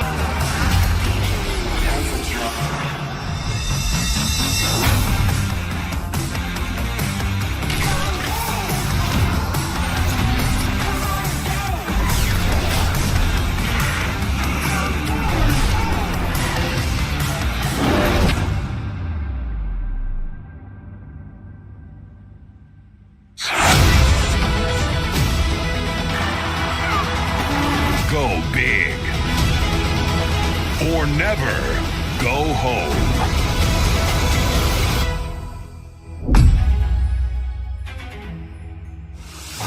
Here to tell us more about the Grounded update are Adam and Eric from Obsidian Entertainment. Gentlemen, thank you so much for being here. Thanks for having us. It's a pleasure to be here. Yeah, it's a real honor. No, absolutely. Love Grounded, love everything that you guys have been doing with it. Now, my first question is this mushroom system. What can you tell me about that? Yeah, so that's one of the big things for the Shroom and Doom update is mushrooms. We're really changing how the yard is with mushrooms. Every mushroom that you see in the yard is now harvestable, which is really cool. So the small ones, the big toadstools, the ones that you find in caves, now those were present in the yard before, but now you can actually harvest them and get mushroom stuff out of them. The next kind of part of that is that we're adding a couple base building elements like mushroom bricks. Yeah. So you have to take all those mushrooms that you find, and then you have to grind them up in a grinder, which is a new building. And then you have to take them to your oven, which is another new building that we're adding, and bake the mushroom stuff into bricks. And then with the mushroom brick buildings, there's a whole host of new options for base builders. And it's more fortified walls and a bunch of other options so you can build a cool big castle. Oh, that's really cool. Now, we saw the Brood Mother, so you're bringing bosses into Grounded. What can you tell me about that? What does that mean for the direction of the game as we move forward? Yeah, so the Brood Mother is our first boss. Yeah. So we actually launched with the Brood Mother, and we didn't really feel it hit the right mark. So we took the Brood Mother out, and we wanted to spend a lot of time making it a really memorable boss fight. So we put a lot of development effort behind the Brood Mother, and it's going to really feel like a big, huge fight and a memorable one. There's a lot of kind of cool things with it. I don't want to spoil everything. I want players to kind of experience it for themselves. But it definitely is something that we want players' feedback to see, like, what do they like? What do they not like? How is the challenge? We want to make it really challenging and have a good reward for defeating the Brood Mother. But is it too hard? We'd like to know that. So for future development on Grounded, like, we want to make more bosses. And so we want to get all that feedback to improve the system. Now, you actually bring up a great point about community, but I'll put a pin in that and come back to it in a second. So I know you don't want to spoil anything about the Brood Mother, but is there any tips you can kind of give people ahead of time on what they can do to survive that encounter? I would definitely say that you would need to make sure you have the highest tier armor and gear up really well for this fight, because it is going to be difficult. And then you also want to have the right mutations equipped as well. And if you're playing with your friends, it might be good for one of your friends or yourself to use the brand new crossbow we're going to put into the game, so you can have some ranged DPS while someone else like face tanks the Brood Mother. Yeah. So it's going to be pretty cool. That's pretty cool. So again, going back to community, I know you love getting feedback about Grounded, obviously starting as an early access game, but what are some of the things that you're looking for as far as in this update? What was something that you got feedback-wise from the community that you put in this update? Yeah, so there's it's one thing that we love working with community. So that's something that we, as developers, we love just hearing what people have to say about the game, and we're continually developing it with the community. So there's a lot of new things in our new update. One of those things is flipping buildings, and that's one thing that we're really just adding like those little features. Another one is just sprinting up ladders, which is something that just hearing people how they interact with ladders and adding a sprint mode. The other one is one of our funnier features that we're adding is sitting in chairs. Yeah. So it's something that a lot of people really, really wanted.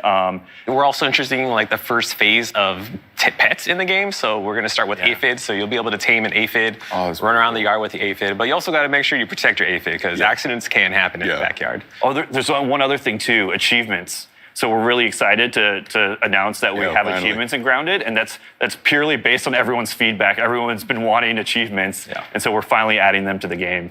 That's really good. Now, again, sticking with this, the topic of community. So this was an early access game, and it sounds like pretty much the foundation of what Grounded is was built off of community feedback. So how does that process work internally for you as far as people submitting, like, hey, I want to sit, I want achievement pets. Like, how does that whole process work? So we have a lot of avenues where we gather feedback from the community. So we do weekly developer streams where chat can ask a bunch of questions when we have Adam on or other developers or myself, and we'll gather feedback and sessions there. And then our main source of feedback is through our official Discord, Grounded the Game. And I use a series of bots to gather a bunch of feedbacks from the players, and then from there, me, Adam, a couple members of the team, and also from the community team get together, and we have a weekly meeting going over all the suggestions and kind of prioritizing what will work and what we can put later in the future for other suggestions. Excellent. Well, gentlemen, thank you so much for taking some time to come talk to me about this new update for Grounded. It looks like a lot of fun. I'm going to get to sit, I guess, right? Yep. So that's great. Thank you so much. Yeah, it's been a lot of fun. It's almost time for a closer look at the multiplayer trailer for Halo Infinite. But first, it's time to see what the snow, the slopes, and the powder spray look like when powered by Xbox Series X and S. This is Shredders. Hey there, and welcome to this stream where you'll get an extra glimpse on our snowboard game that's called Shredders. I'm Dirk van Welden, project lead at Foam Punch. Hello, this is Marcus Foshmo, tech lead on Shredders and Foam Punch. Yeah, you've probably seen our trailer at the Xbox event. We've been tinkering on this game for a while now, and while it's still in development, we're happy to show you more of this game. So I'm switching to our developer drone cam. I can actually spawn wherever I want, instantly. But I first want to show you some of the areas we've been working on. This mountain resort is called Frozen Wood. It's inspired by some of the resorts in the French Alps where I've been snowboarding a lot. It has these cozy parks, side kickers, half pipes, really big rails, a lot of features in there, way more than you would expect in a normal mountain resort. But hey, this is a video game and we want as many features as possible. So yeah, like I said, this is completely open and you can go snowboarding anywhere you'd like. You can do some missions. There's a story evolving around the main character that wants to participate in a kick-ass invitational border cross event. But you can also just cruise around and find some nice lines with a good flow, like for example here in this pillow-like environment that was shown in the trailer. Or you can go up there, take some huge kickers and big rails at the big park. And just look how big this mountain range is. We've got space for industrial areas and street areas. There's backcountry, high mountain riding. There's even an old Italian-looking village you can shred. A lot of these locations have been inspired by events happening all over the world and snowboarding movies that inspired us these past years. It's kind of a tribute to, in fact. Also, anywhere you go, you can always ride during golden hour due to our real-time lighting engine. But hey, having a fun and realistic environment is nice, but it's not fun without nailing the riding itself, right? Yeah, so for the actual snowboarding, a big inspiration for us all, I think, has been pro riders, snowboard movies, and all the crazy stuff that they do on a snowboard. And of course, ourselves riding in real life and just having fun and being creative on a snowboard. That's something that we want to bring into the game. Conceptually, we're trying to keep the convention of one stick for the board and one stick for the body, and directly map that onto the snowboarder. So at any point, you should get a physical or animation response as soon as you're touching those sticks. And it gives you a lot of freedom in your playstyle. So you can choose to be smooth and lazy, or if you are more fast and aggressive, or you can change up your style however you want. You want the motions kept fluid and stylish while still being very reactive. So that's a big challenge, and we had to create a complete animation system dedicated just for this. And here you can see the board interacting with the snow. He puts some weight into his turn and he really digs in those edges into the snow for a clean carve. Or you can just use the board stick here to speed check, to line up for a feature. But you can also use both of the sticks combined for even greater control. Yeah, here you can see him balancing on the tail of the board. This is called buttering. From this stance, you can also start tricking just as in normal riding. So for the trick system, we're trying to give as much control as possible to any trick you've seen in a movie or any crazy trick that you can imagine, while still making it look great. Every grab you can do, you can also tweak it out with a board stick. So for a really big spin, you have to get the timing down in the takeoff. And while you're in there, you keep your body tight, so you keep spinning at that high rate. And then it's just a matter of putting down your feet when it's time to land. When we succeed, it looks very simple and natural. So that is what we're trying to achieve, a really fun snowboard game. A new day is upon us. A new generation built to fight. Together, we are unstoppable. Are you ready?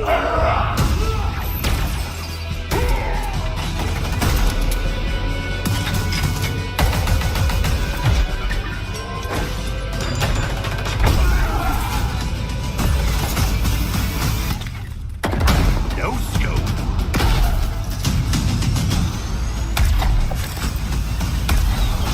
Big shot.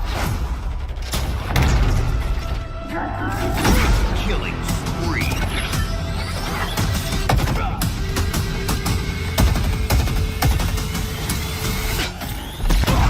Double kill. Hello, let's do some damage. Skewer acquired.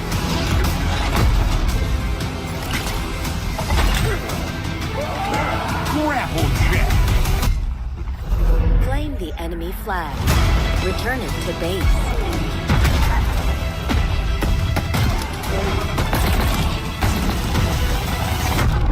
Ordnance drop inbound.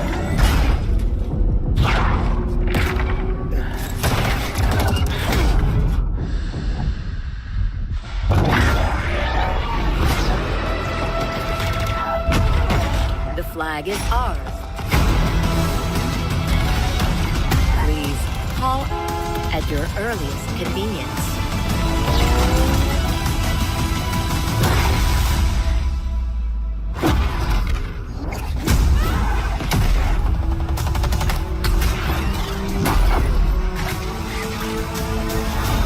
Now, show me what you can do.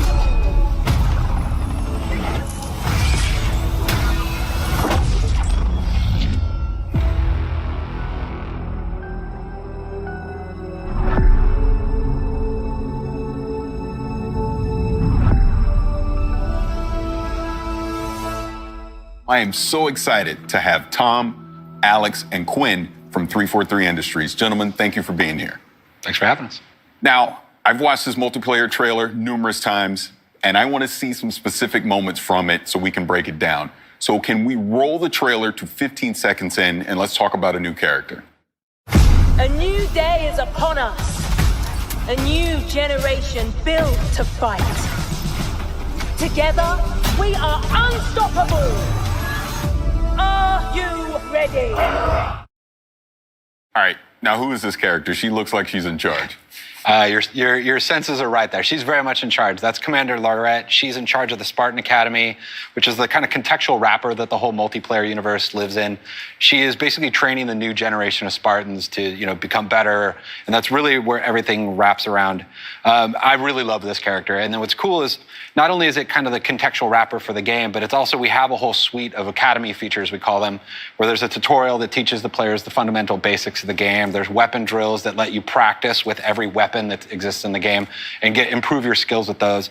And then there's a whole thing we call training mode, which lets you play against bots on any map, basically, in the game, and lets you experiment with the toys and kind of learn the flows of everything. So we really want to bring players on board with the game, and again, under her orders and her charge. Now, I want to go to 50 seconds in the trailer because there was a lot of action going on, and I want to check that out.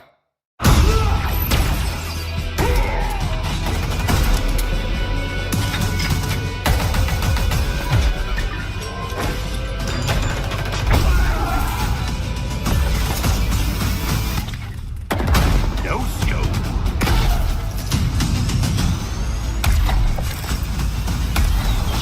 Big shot. Killing spree.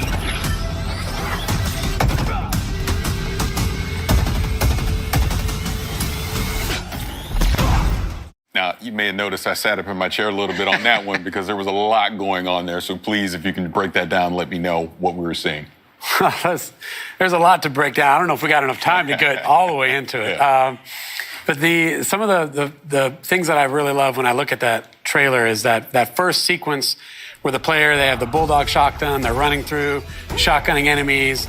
They grab the commando off the rack, put some shots in, low sensor. Like, there's all sorts of different things that the player is interacting with, and that's the sandbox. That's what we call the sandbox, the toys that is at the disposal for a player's hands. And we just really love that moment in the trailer where they have the grapple shot, they look up, grapple the ceiling, and then in midair, no scope snipe an enemy, come all the way down, back whack a foe, and then the rest is history as you just see what happened in that trailer. But that's just some of the stuff that players can do, and that's actually the game. That's not just a movie for cinematic experience. Like, that is the game that if players are good enough, put in time, they can actually do the things that you see in that trailer. Yeah, and few things are more important to Halo multiplayer than like interacting with the sandbox and combining it, picking it up off the map and combining it into awesome play styles. So what we did was every sandbox item in the game, when it spawns, it's spawning on an object in the map, so you can see where those things can be found. And then it also tells you the respawn time of that item, when it's going to come back. And you always know, I can go grab that commando over at this spot like that guy did. So, and then when the players, accrue all those awesome items and do awesome things, you heard the return of Jeff Steitzer, the multiplayer announcer, shouting out medals. So we always want to give players medals when they do really cool things. So you heard some there, and you'll hear some later on in the trailer. Oh, that's awesome. See, when I watch that, to me, that's Halo. That's Halo to me. I absolutely love that. Now, let's skip ahead a little bit more into the trailer to 57 seconds. I heard a voice, so I want to know what this voice is. Let's see it. Hello, let's do some damage. Yeah, so that is the player's personal AI. So in Halo 5, there was a squad leader that announced, when weapons are going to come up and other things going on in the match. And in Infinite, we have the player, like Chief has Cortana, they have a personal AI in their helmet that is kind of telling them these things. And it's also another way that players can show their personality in their characters. So there's multiple personalities and characters for the player to choose, so that the right AI is in their helmet, helping them out in combat. I want to skip ahead a little further here because I think I might have saw a big team battle. So let's go to a minute 40 and check that out. Skewer acquired.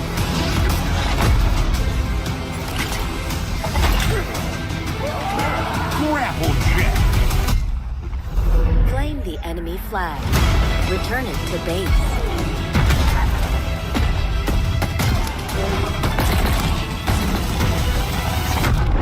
Ordnance drop inbound.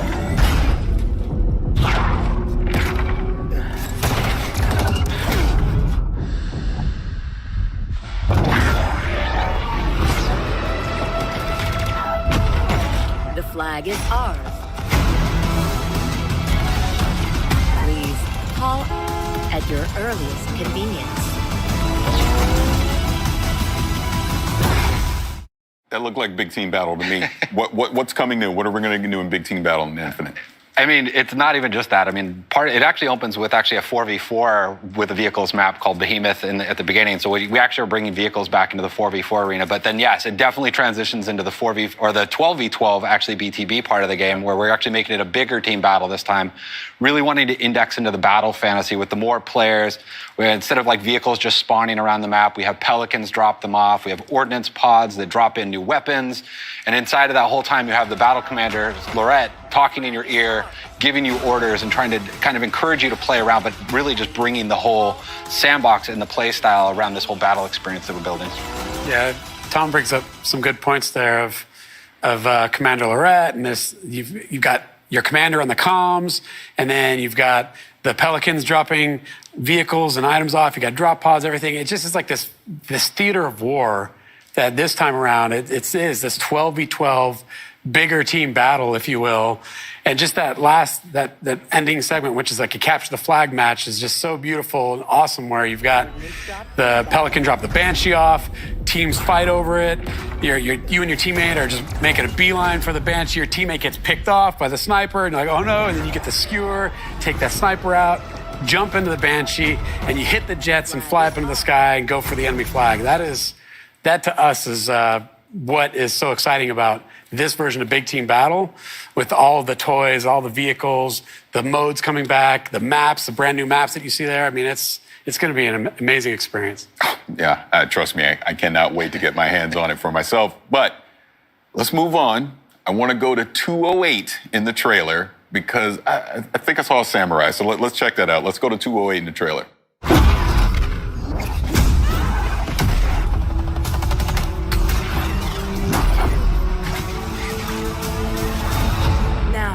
Show me what you can do.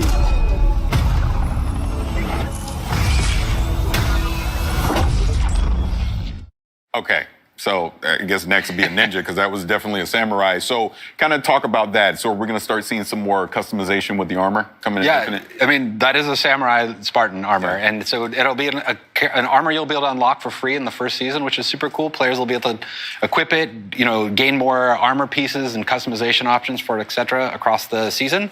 And then we actually have more of this stuff kind of coming down the line.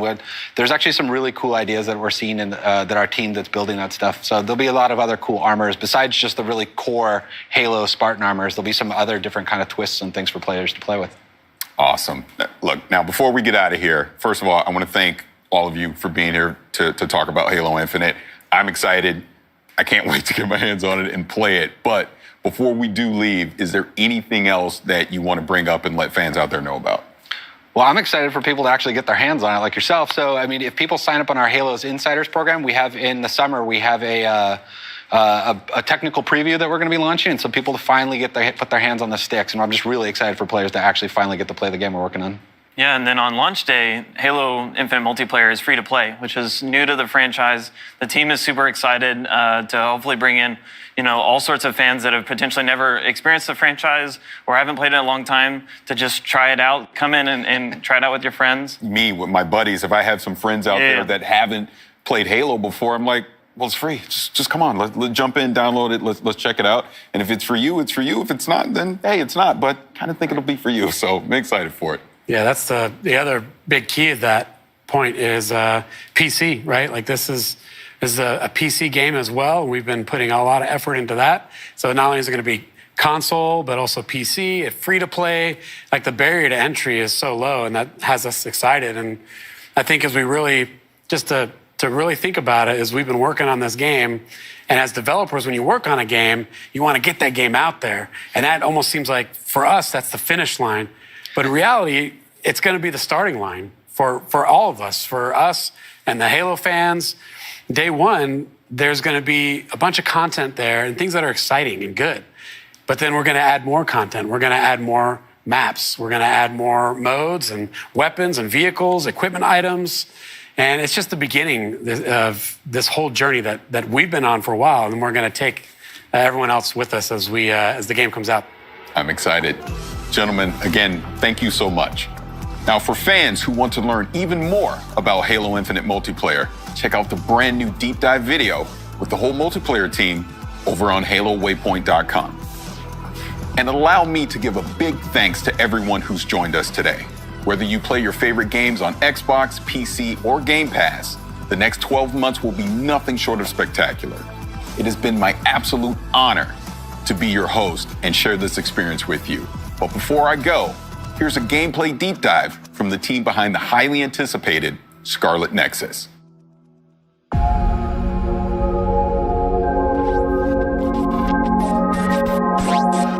世界観を表現した世界観が収められたものになってます。で、見た目ビジュアルのこのスカーレットネクサスのビジュアルの特徴だとか、あとはキャラクターの見た目だとか、様々なルックスについてこのクリップでは紹介しようと思ってます。はい、この都市はこの世界の中では一番大きな都市というふうに紹介されています。ここはスオという都市で、このゲームの中心になる場所です。でこの周防の都市の見た目のインスピレーションは東京の景色と日本の90年代の景色をイメージしてます。ユニークなビジュアル部分っていうのはいくらかあると思うんですけれど、であと今回はセルシェーディングとリアリスティックな背景を合成するような見た目を選んでいるんですけれど、それはまず密度感を表現したいからというのが一つありました。であともう一つはそのセルシェーディングのキャラクターとリアリスティックな映像が混ざることによってまたそこでも異質な見た目、ちょっと面白い見た目にならないかなっていうのを模索しました。でただ単にセルシェーディングのキャラクターをリアリスティックな背景に置いてしまうとすごく浮いてしまって見た目が変になってしまうっていうのを懸念してたんですけれど、うまくそこを混ざるように工夫したっていうのが今回の苦労した点の一つではあります。で例えば今映像の中で東京タワーが映ってると思うんですけれど、これは日本では有名なランドマークで海外の人も見たことがあるかもしれないものと思うんですけど、その東京タワーがものすごく大きなサイズになっていて、でこれ3000m 富士山と同じぐらいサイズがあるんですけど、それだけ大きなもの本当はそんなにサイズない333メートルの東京タワーをそれだけ大きくすることによってちょっとおかしい異質な景色みたいのを作りたいっていうのがありました。そのさっき東京の都市をいろいろと混ぜるみたいな話をしたと思うんですけれど、それというのも僕たちも知ってる街なんだけれどちょっとおかしいみたいなそういった異質さを出したいっていうのがありまして、なので東京タワーも僕たちは知ってるものだけどすごく大きなこんな大きなサイズじゃないんだけどこういったものがこの街の中にあるってことで何かちょっと変な場所だなっていうふうに思ってほしいっていうのがありました。